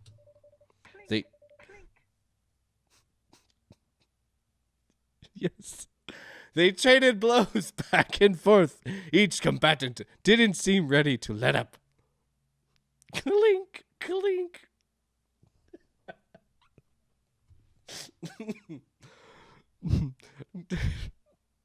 I'm going to make a sound pack for Hollow Knight that's just literally all of my vocals saying exactly what's happening. The chef leaped into the air with such finesse. The traditional fighter only had a second to leap back. The chef then came down with such force, the whole stadium shook. The traditional fighter then took his signature stance. Woo! Oh, yeah, DBZ style, and used his signature move, the fireball. The chef countered by downing a spicy pepper, imbuing him with a spicy pepper breath. Both fighters were evenly matched, and neither was going to let up. The heat got so intense they both passed out from exhaustion. To be continued. Which faction will reign supreme? Will anyone take down the mysterious master? Tune in next time on Dragon Ball Z. Oh, wait, no, this is Faction Wars. Well, that was cool. That was a neat little experience. You got a good amount of story in there. We're starting to flesh out your games with a little bit more story, laying down that backbone, building on top of that backbone. I felt like there was a character in each one of these people. That's cool. We didn't have any of the vocal narration, which I think was fine. It was quick and easy to get in the game. It wasn't too long like it was last time. I will say your art is starting to improve. You're starting to do a lot more, taking a lot more care for your characters and what you're building into the games themselves. I still think there's some rough edges on here, which is to be expected in a prototype. I love that you even took the time to make text for each one of these. Now, I didn't go through and read all of these just for time's sake, but now we can actually do that since we can actually go forward or we've already, beat the experience. Copycat faction. Jack of all trades, have the ability to copy any ability, but are unable to use it at its full powers of the individual they are copying. Seen as fakes by some, given the fact their abilities depend on others. Unity, right? Aren't you using Unity with some sort of plugin? Dodgeball faction. Dodgeball. It's a dodgeball. Dang, that's close. I said bowling ball. In their hands are lethal weapons. It is said a dodgeball master can even turn himself into a bouncing ball. PuppetMaster. Strings live inside their fingers and toes. These strings can be used to temporarily control other bodies and also can be used to incapacitate people. The use of the strings are numerous, and a master of this ability can think of multiple uses. So, yeah, I think we just barely tapped the theme for this one, unfortunately. Just because it exists in the game doesn't really mean it's, the game is made around the theme of thing. So as far as like theming, I think we're going to be scoring kind of low on that factor. And that's really what it's supposed to be about. I know you really like to try to get as many game jams into a game as possible. And I think that's advantageous. You're going to learn a lot. It's going to challenge you a lot. But that also is a risk reward. In some cases, you're not going to be able to satisfy some of the themes just because it's kind of hard. No score this week. Yeah, sure. You got nothing on this one for sure, but other than it just being in the game. Although I would like to play that. I think that'd be cool. We could pretend like it's those fungus those mushroom things or spores that take over dead or almost dead ants. Take them back to the colony and then spread their spory goodness. Superpower faction. People who are born... Oh, it's not the haircut faction. People are born with powers and unusual abilities. It is a rare and small faction. The goal of the faction is to learn how to use your powers in creative ways. Mad scientists. They tinker outside the realm of natural. They enjoy making deadly robots, mixing noxious chemicals, and boosting the intelligence of animals. They are not afraid to test on themselves. Crazy just begins to describe them. They'll experiment on or with anything. Oh no. Sentient animals. Brought to you by Mad Scientists. Thought to be some of the called it Mad Scientists experiments escaped. They have grown into their own faction. They are against experimentation and stand in stark contrast to the Mad Scientist. While experiments themselves, they do not believe that is the right way and operate more as freedom fighters. Their vast intellect and animal instincts make them formidable opponents. The Rubixdoed, driven by pure logic. This faction lacks some of the creativity of the other factions. The lack of creativity, however, does not hold them back, and they are some of the most deadliest and most durable fighters.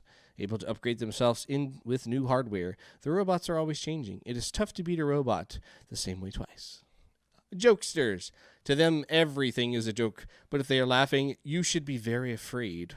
While what they do may appear to be just slapstick humor, they are very violent and unpredictable faction.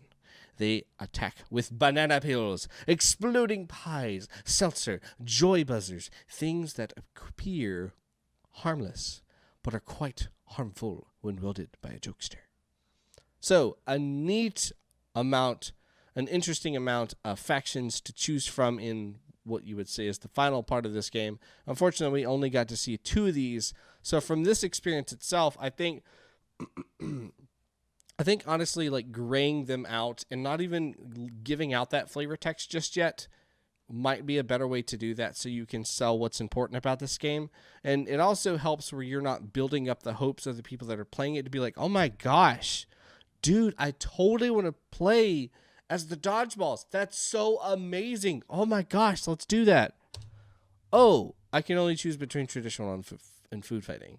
Now, I know you told me in the game before we even got to where you're listing out each one of those individual factions, but it's easy to forget some of those things, and you're building up kind of that hype by going through all of the classes over top of that. So if you just kind of grade them out, and you could still give the flavor text if you want to, but just make that very apparent, like, you know, reiterating, hey, I don't have these done yet, but I'll at least give you some flavor text about them. I think that would help. And then as you're adding more characters, they become ungraded and full colored, full opacity. And then they can see those and know that, oh, yeah, I can actually play them now.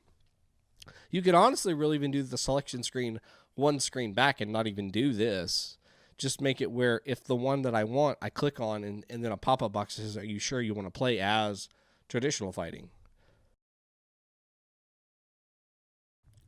Get some water.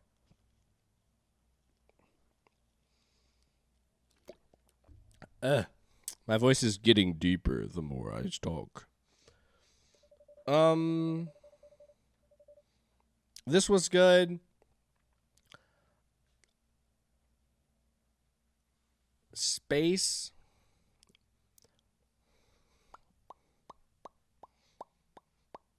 Okay, I see what you're trying to say here.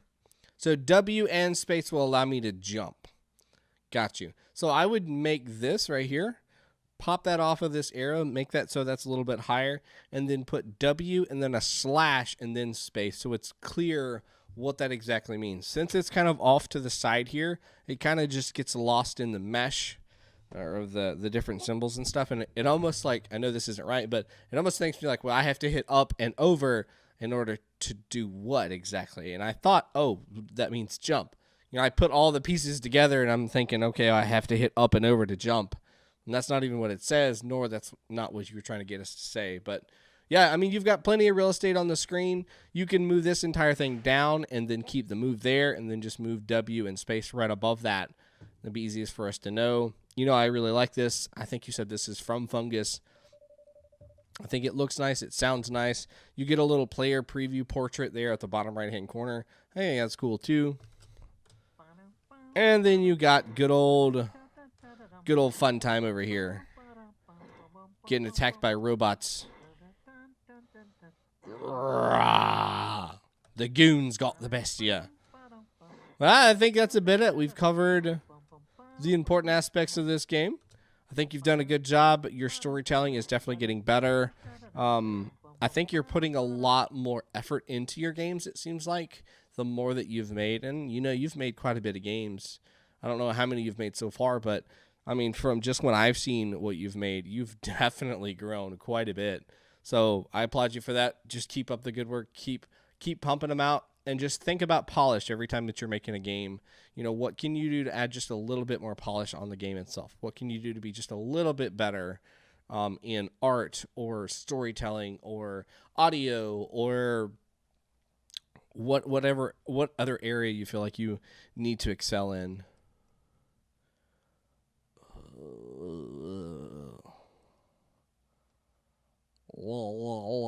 So we'll keep this on the screen for just a minute. This is a maxracer game. Maxracer is known for very, very much short, straight to the point, experiential. There's not really gameplay that you would think in a traditional My favorite fungus is the shiitake mushrooms. Oh no. I didn't say a dirty word. They're real mushrooms. But anywho, yeah, maxracer makes very, very short games. They're usually, I don't know, he has an agenda. It's clear with the type of games that he makes, but quite honestly, I don't think it's very clear in the agenda itself. And I'll show you what actually the game looks like. So like I said, I'm not going to keep this on here for very long just because it's kind of obnoxious. But this is what it is. This is the screen. You've played my game. Thank you for playing Putin. Maxracer game. All right, so all the flashy is going off the screen. But there were like 3 other things that were floating on the screen that were all flashy. But this is pretty much it. There's no music. There's no actual gameplay. There's nothing for me to interact with. Some of the other games have had some interacting elements, but that's about it. We've got 2 random dots on the screen that don't do anything. Like I said, no button elements or no keyboard presses or doing anything. It's an experience. It's an executable that pops up a window and shows some text. It's a puzzle game of some sort. Try to figure out the true purpose of the game. I don't know. That's it. That's all she wrote. No need to spend any more time on that. All right, let's go ahead and get the next game. Oop.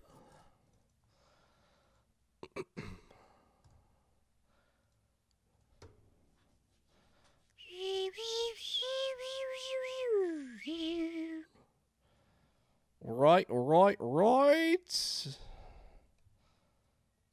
right, let's see if I can butcher some more names here.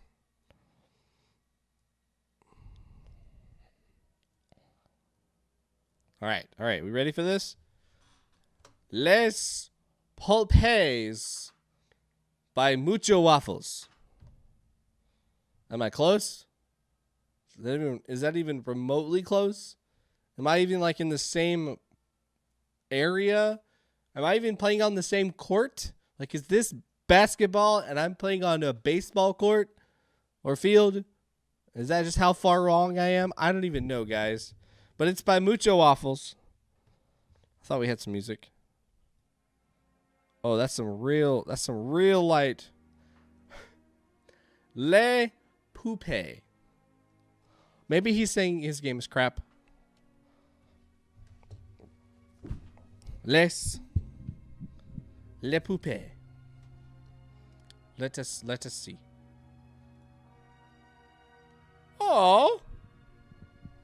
Oh, maybe that just means puppets. The puppets. Does that mean the puppets? It means the dolls. Hey! How do I move? I want to move. Please let me move. Oh, please. How do I move? I want to move. No! I can't do anything. Oh, I'm so sad. Les Poupées. Oh, that's oddly satisfying. I can't do anything. So when when a little girl is talking about her dolls, she's talking about her Les Poupées. Oh! Wait, something just happened. Are there strings or something? She moved. Right? Oh, there we go. Oh, we did a thing.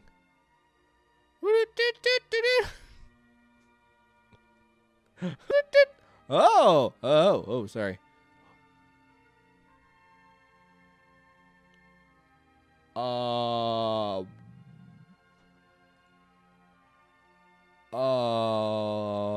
What?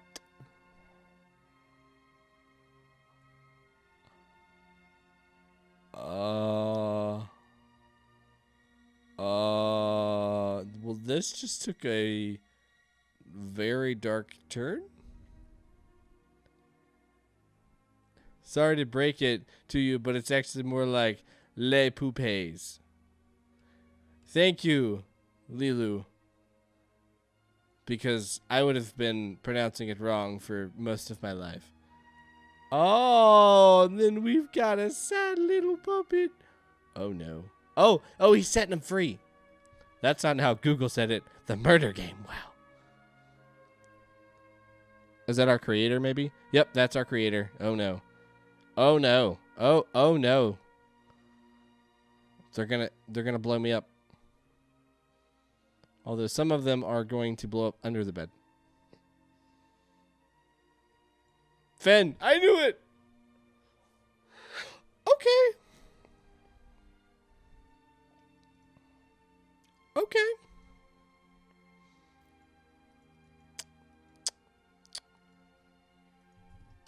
And that's where she ends.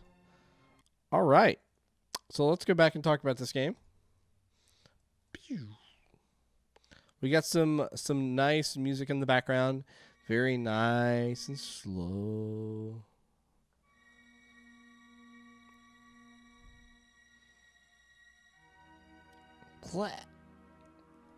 So I somehow managed to click on the pink line, move the character all the way to the other side of the curtains, and then I then decided to look at the screen. I don't know how in the world I did that, but I did. So we're seeing a story of two puppets. They're doing a puppet show. One of them gets killed. In our world, you know, maybe the head popped up or something like that. But these creatures are animated. They're alive or something like that. So they're like, you know, it's traumatic for them that they are having to live under these conditions. So they're trying to figure out a way how they can escape. I'm assuming this is money. Kind of has that oval, like where the president sits on the U.S. dollars. But I don't understand this. Like, if we just had a whole bunch of money, why would we be putting puppets into the fire? That's what I'm not 100% sure here. I'm just going to say, you know what? None of them shall burn. Because we're just going to free them all but you, little guy. Well, this one can just do what it wants.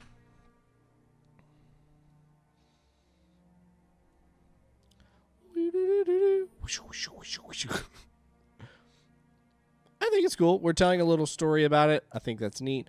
Oh, look, this one's dead. It's a ghosty one. And then this one's missing on. Oh.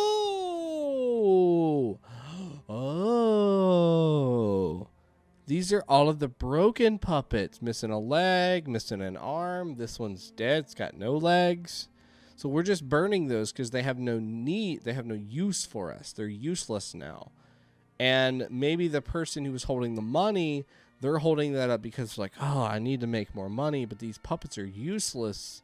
I've only made it a little bit or something like that. Nothing more, even though they have feelings too. Oh, touch, touch, touch. So we got one smart puppet master who's going to free all of the other puppets. And then he's going to go take on our puppet master, the real puppet master.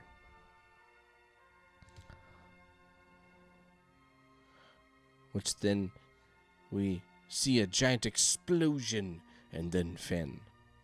So super short, but very well illustrated. I think the only problem was right there at the very beginning, and I don't think that's fault of the developer. I think, honestly, I must have just clicked a button without looking at the screen, so I missed the cues, the color, the blue, and the pink. No, it's not there. I literally just, it was hidden on purpose because they didn't actually want me to move that person around.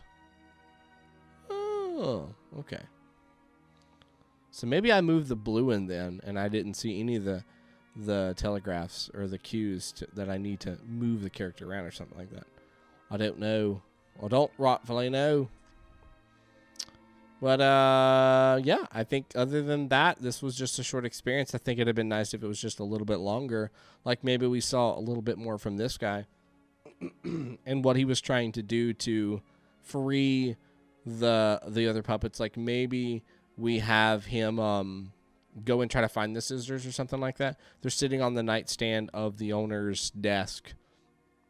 And so we have to move our little puppet friend onto the desk dodge the glasses or knock the glasses off to create a distraction, grab the scissors, and then scurry away back to where the rest of us puppets are living and hiding in fear.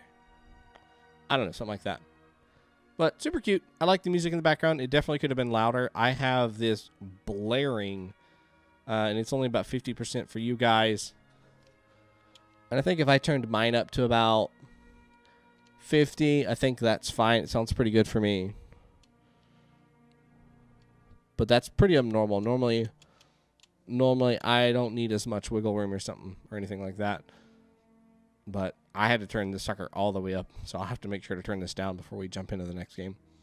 But good job. Great storytelling. We understood what was going on. There weren't any words except for the very end when it said Finn and the title of the game itself. Everything was all through the emotions and the drawings of the game and the actions that we participated in, like dropping them into the fire. Great job. I think, like I said, just a little bit more length would have been nice to complete out this experience by adding that full, like, challenge or the difficulty part of the game. Like, none of this was hard at all. It wasn't challenging or a puzzle solving or anything like that.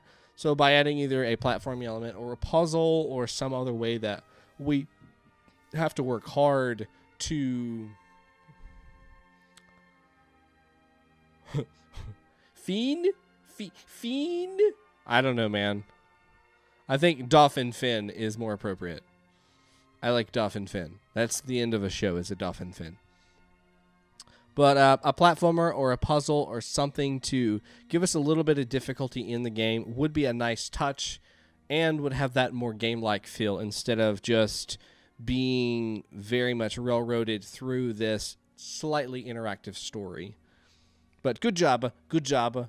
This is Les Poupées by MuchosWaffles. Thank you so much, MuchosWaffles. We love your games and Les Poupées. And it's like he barely speaks English or something like that. And he's like, oh, that's the same word as poop? That's what I would have said. I can only imagine how many words that we use in English that are other inappropriate words in other languages. Not that I'm asking for suggestions in chat. I'm just thinking about that out loud. Like, I know there's a reason why there's localization departments in video game development, bigger projects. Just for that very reason.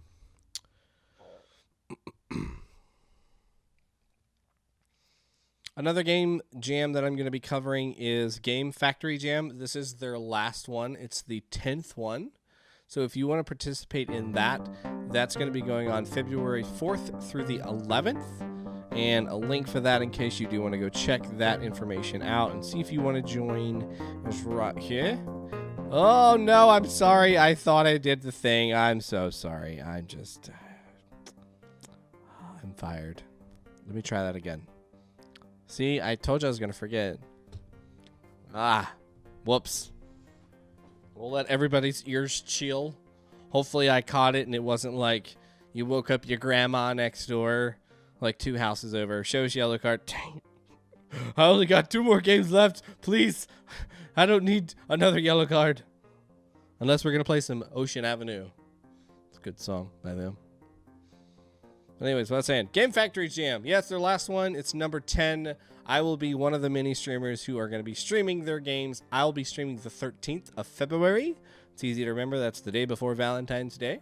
So we'll be playing games during that. It'll be Wednesday at 7. We'll probably go from like 7 to 12 or something crazy like that since it is their last game jam as Game Factory.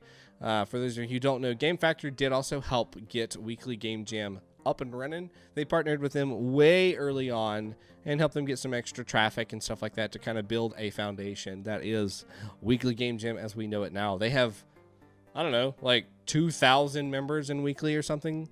Some crazy amount or something like that, which is nuts. At least on their Discord they do. I'm so doing it. I got 3rd in number 8 and need to win this time. Do it. You get a t-shirt if you win. Yeah, they have all kinds of gifts. All kinds of gifts that they're giving away on there. I want to buy one of their shirts. Like, Josh, do you know if those shirts are available to people who aren't winners? Because I just want one because it has my logo on it. And then, like, all of the other streamers, that there's going to be a lot of people playing these games, which I think I'm so excited about. But yeah, it has, like, our little community worth of streamers, which is pretty cool. No, you're in it for the pizza? Dagnabbit. You can't collect pizza. Let me rephrase that. You shouldn't collect pizza. Yeah, that's my pizza. I won that in Game Jam from Game Factory Jam, number 10. Good memories. Oh, man, I forgot I was supposed to send the logo. It looks like they just went with my name. Yep, they sure did. Yeah, I saw that. I'm like, oh, he didn't put a logo or anything on there. I was like, oh, okay. I don't know about the shirts. They deliver a pizza. Yeah, Pizza Dare, or no, Pizza Jam. Yeah, Pizza Game Jam or something like that. They do a pizza for the winner or something like that, which is pretty cool. I'm boring. I use my real name. I don't have a logo. It's fine. It's not boring. It's just who you are. There's a lot of people that use their real name or like at least an alias real name. Or if they have like a really bad name, like just a really bad last name. All right. Let's pop up the next one here. But I'm excited for it. It'll be fun. I've not streamed any of the other Game Jam Factory Jams. I was just contacted and see if they wanted me to do one on the way out. And I'm like, well, sure. Why not?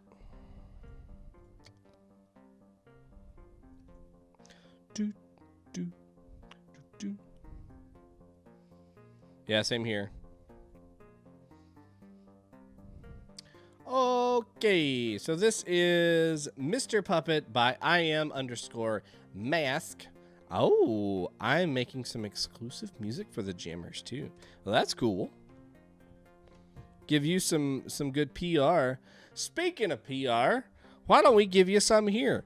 Those of you who are new to my channel and you don't know who Joshua McClain is, this guy in chat right here is a super awesome dude. You can go check out some of the free music that he has available for your games. You should definitely go check that out. He has a ton of music. On top of that, he also streams and does the same thing that I do, except he actually makes games. I just play them.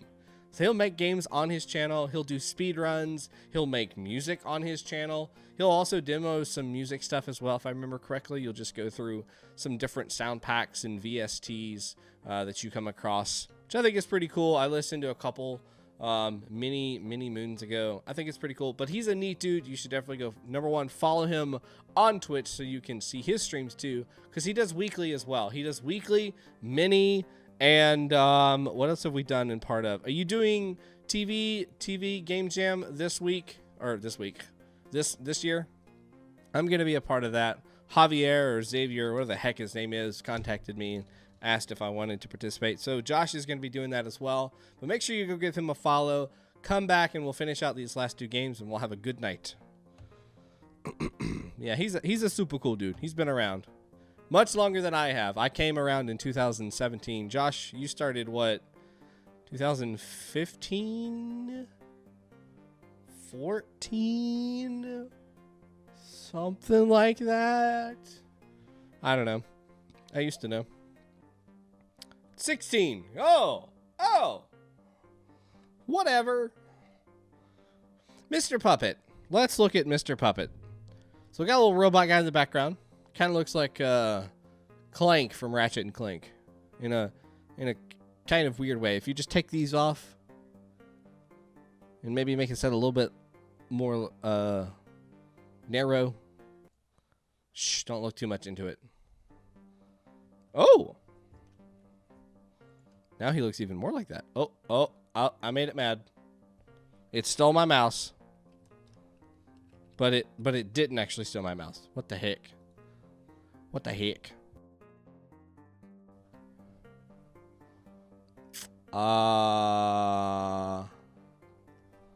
Okay. How do I progress? How shall we forward? Nope. Nope. Nope. Nope. Nope. Nope. All right. Let's just refresh the page.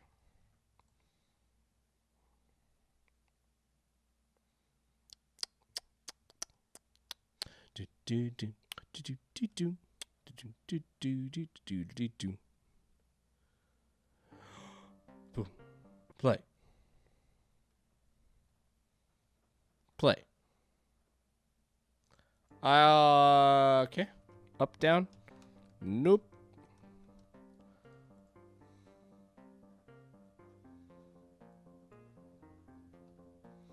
Player is a puppet that control the robot to free himself. It's not a click.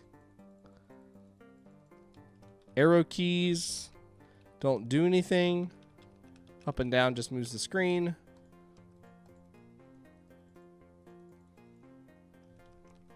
It can capture my mouse, but it doesn't actually feel like my mouse is being captured. I mean, I can still move stuff around, even though my mouse is actually disappeared. I don't see it anymore.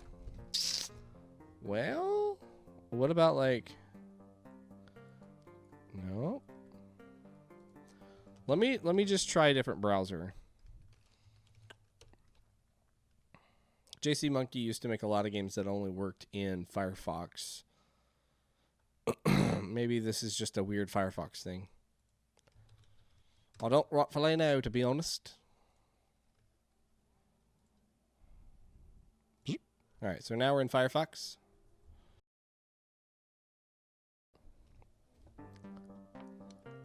A little cut off.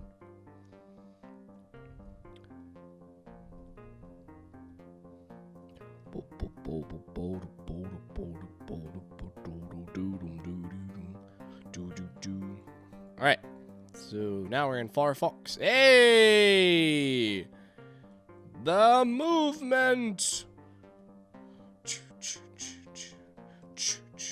All right, so that was just a Firefox bug. I mean, a Google Chrome bug. Whoosh. That looks like a rocket. We're trying to get keys. I can feel my voice starting to get deeper and deeper. Hurts just a little bit, just a tiny bit. Oh. I saw Into the Matrix more than I should have ever seen.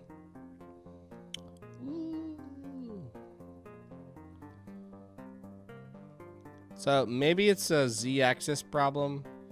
Everything's put on X and Y, and then maybe I'm just like hitting a corner or something and it's turning the character enough so it offsets me to be able to fall off of it in the Z-axis. In other words, like falling sideways would be, I guess, a kind of way to explain that on platformer. I haven't seen a key yet. Well, also, we've got this weird garble. Nope. Weird artifact around our character.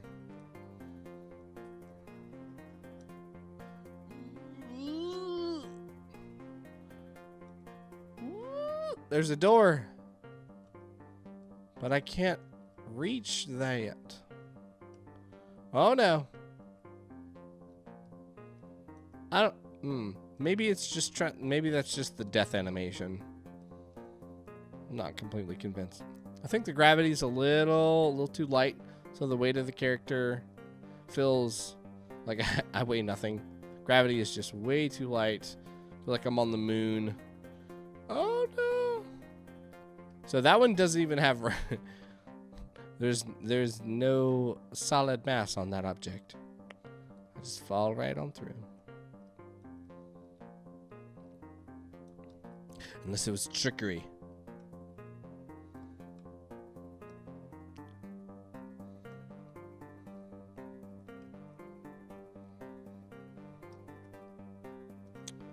And it doesn't appear that I have any abilities other than this just insanely high jump.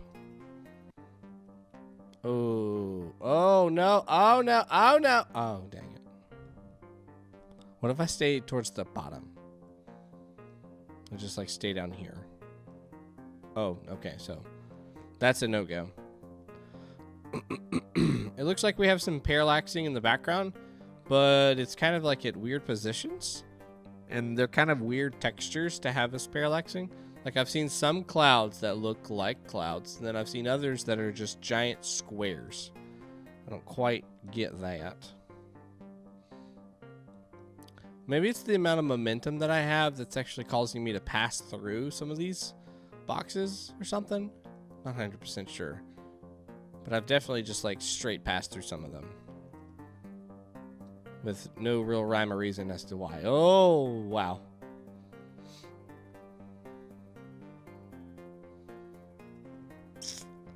Yeah, I don't know. I don't think I can make that jump. It's pretty far away. Ooh. Oh, nope, made it. But I can't make that jump. And I don't have a variable jump. It's all the way up. No tiny jump, or maybe I could do like a little itty bitty one right there. Or not an itty bitty one, but start a little bit farther back and then try to make it. Oh, okay. I can go from this side. Maybe. Yeah, here we go. So we'll go through this door. Maybe. I don't have a key, so I might not even be able to open the door. Somebody's been nibbling on the door. Nope, just kidding. You lose. You let the puppet control you forever? Huh. I'm guessing that means I didn't find the key that it's wanting me to find. Or something like that. Ah.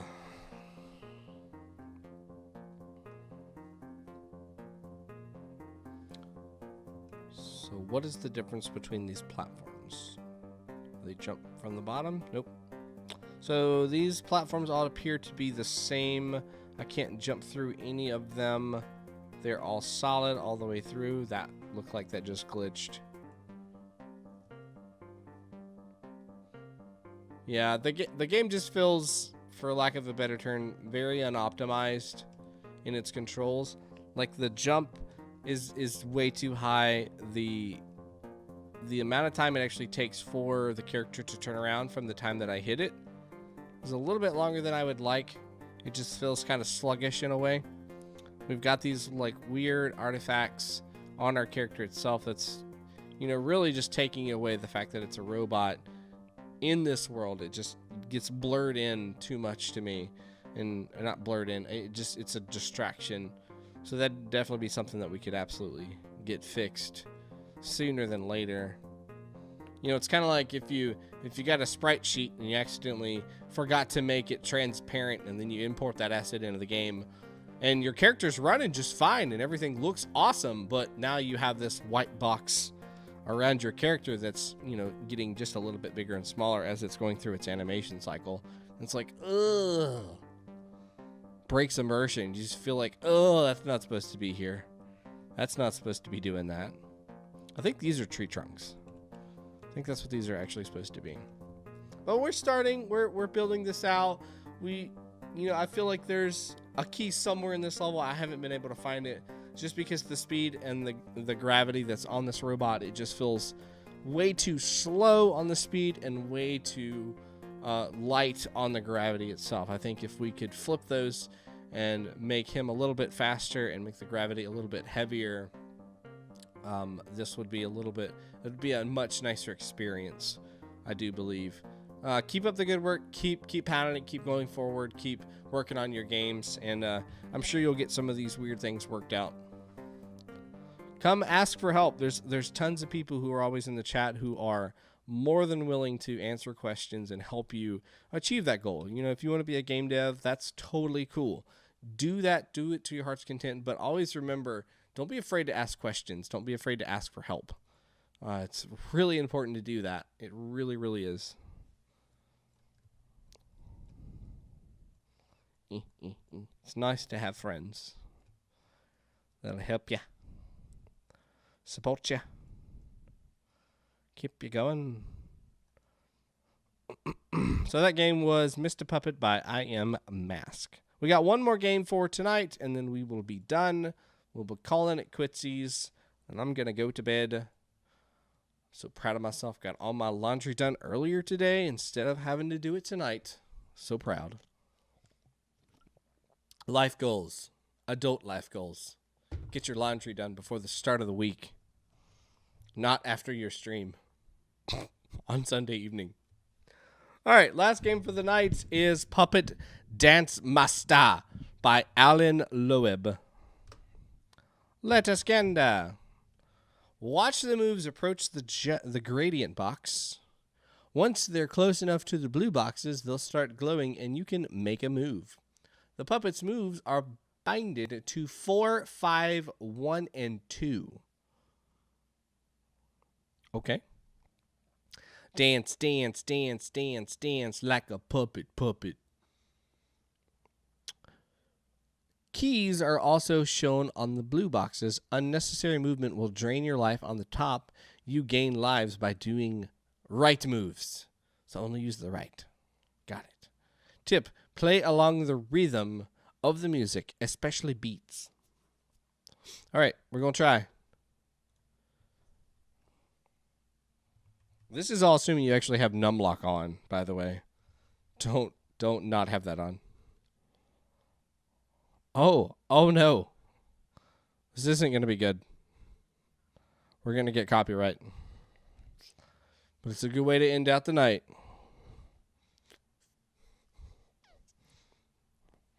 I can't wait to see me start dancing.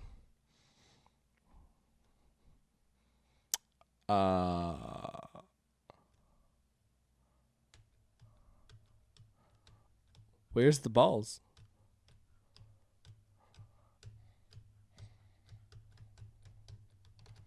Where? There's...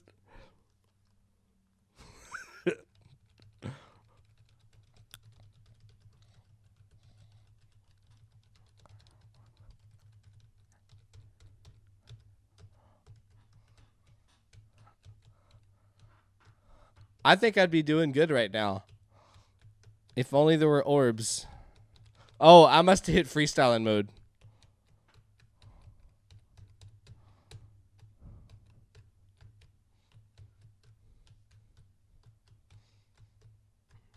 I can't help but not stop.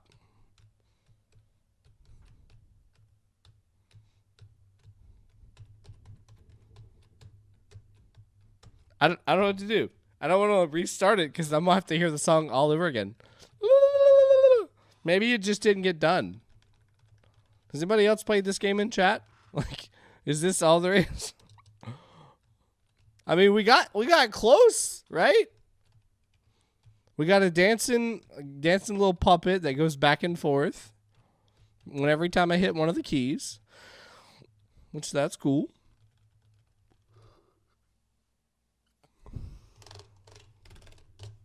Nothing. In case you wanted to know, it doesn't actually work across the top. You have to use numlock, the numpad. I don't know. Let's just restart it and see. Just to give it the benefit of the doubt.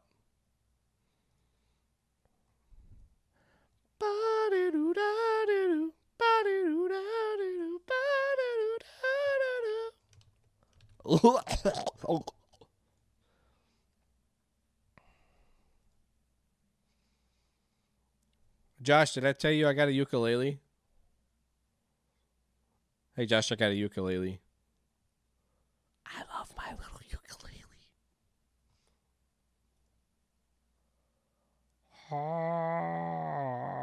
Well, now you did. Oh, great. So, what?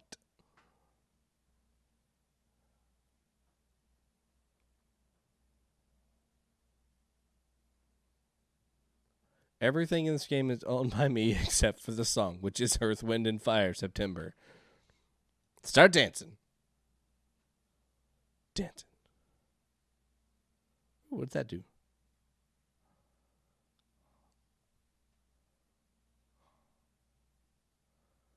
So there's a bar that goes across the top of the screen.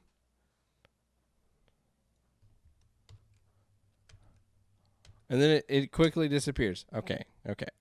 Let me just download the game again to make sure that I didn't jack something up. Because there's a good chance that I did.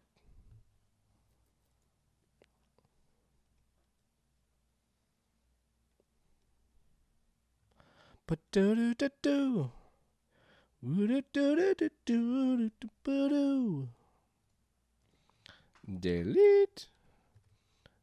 Delete all the stuff.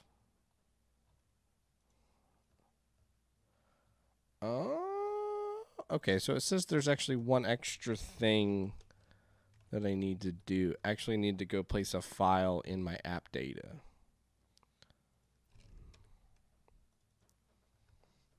That's kind of bonkers if you ask me.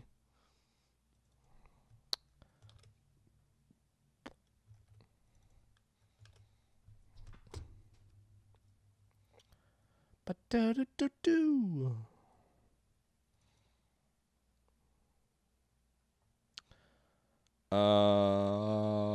Okay, I guess that is actually like the file for the, you know, the music stuff. What's the word I'm looking for? The notes. I think someone didn't know how to use streaming resources. Yeah, that's what Josh said. I don't see why they would actually need to be outside of where the rest of your game stuff is. Because you can use... Okay, so I can negatively... Hey! Oh my god!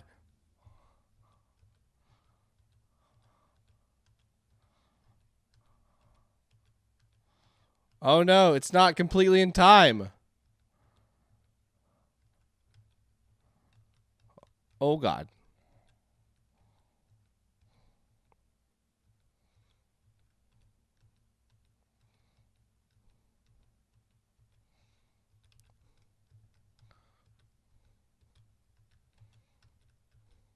Oh man.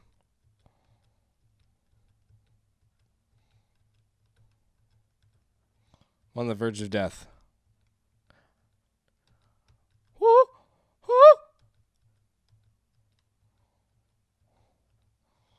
Well, at least I can't get copy striked twice for the same song, right? I mean, this is fun. I think the only thing that kind of sucks is you don't actually get to see your person dance because you're so focused on, you know, the orbs.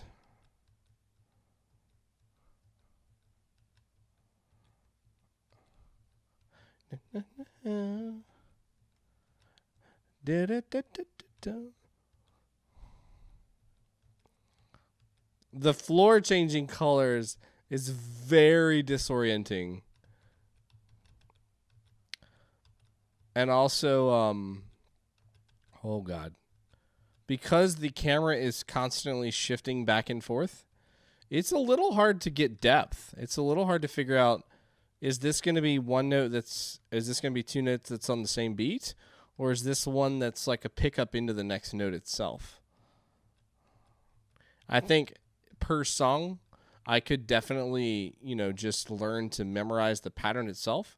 But trying to pick that up on a brand new song each time, kind of like what you would try to do in like Guitar Hero on normal or easy mode, you're going to have a hard time really picking that up. It's going to be more of you have to play it several times just to understand where it is.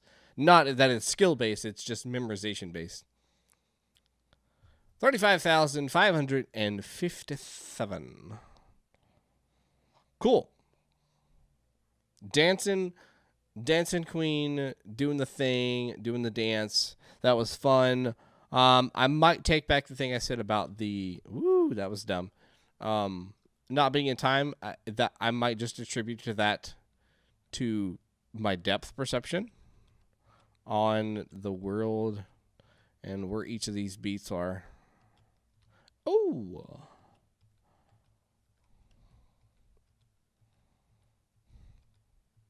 Yeah, I think we're good. I think it was just understanding where these were in the world was a little hard. I think they do a really good job at queuing when the next ball's coming because they turn green right before they get close to it, so it kind of gives you that nice little warning instead of you just getting blindsided with them just appearing. Well, this is fun. I miss these type of rhythm games.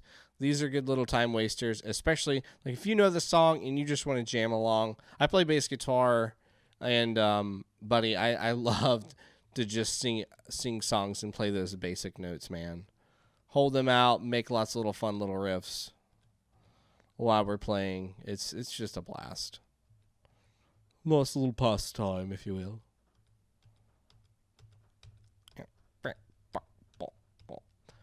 These are also hard to play and talk about because you're trying to do so much at one time. But I think, like I said, the biggest complaint I had was just not being able to watch, you know, my little puppet guy. Oh no, all the bad things. That's not really that big of a negative thing, though. It would have been nice if I didn't have to copy that save file over. I don't understand that. I get that, you know, that's probably the actual file that holds these notes, but why is that not something that couldn't be compiled with the game? I'm not sure.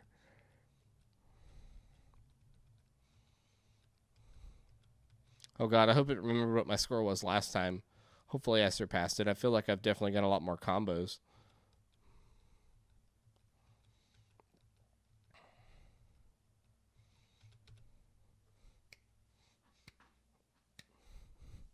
$77,523. What was the top score somebody got? Ooh, 260,807. Yeah, I did not beat that. Well, that was fun. We got it figured out once we knew where to save that file at. That was good. The backgrounds are very disorienting, and then we're also shifting the screen as well, which made that nuts. This is one of those games where you got to keep your eyes open the whole time. Oh, my contacts. You gave good cues for when the notes were coming right up on there. So even though I was maybe focusing on 4 and 5, I could see that green getting ready to turn on 1 or 2, and I could quickly drop my fingers, bam, bam, click those out, and not have to worry about me missing the notes. Since everything was timed very well, that also made that easier because I knew when a beat was coming or when there was going to be that little triplet. That's always fun to know that that's coming because you know the song or whatnot. To see that in the game, that feels good too. I think some actual dance moves, instead of it just being like ragdoll physics, we're just pulling the torso here and there to do different things, is one thing, but to make them like take different poses and stuff might have been a lot more fun. Doesn't even have to be like it's a scripted dance, but me moving him around doing stuff that looks like a move would be a lot of fun, even if it's just like stretching to a position, like doing the disco thing for 4 and 5, like that would be simple enough, or doing the lawnmower thing for 1 and 2, you know, just something where I'm seeing specific movement instead of let me throw this person around like a rag doll in 1 of 4 directions. I think that's about it. It's good to see a score. I would have liked to know what the previous high score was before mine gets overrode on top of that. I think I was in the 60s. I don't know. 77,523 is what you need to beat. I'm sure most of you will probably do very quickly. But, yeah, this game is called PuppetDanceMaster by AlenLoeb. Thank you so much, Alan, for making this game. We appreciate you. We'd love to have you come out to the channel, talk about your game, talk about your inspiration. What made you decide you wanted to play that game? Make that game, rather. Guys, that is it for tonight. We did it. Thank you guys so much for coming out and supporting the channel. I encourage you to give me a follow. That helps me out and gets me higher in the rankings, lets more people see these games, lets you get some more exposure as well. I encourage you to come out next weekend where we are finally going to start To the Moon. We are going to be starting that game on Saturday at 7 p.m. EST. I also... Yeah. So we'll be doing that, and then we will have a Indie Sunday this coming Sunday, which we will be doing Winning is losing, I think is what the theme is called.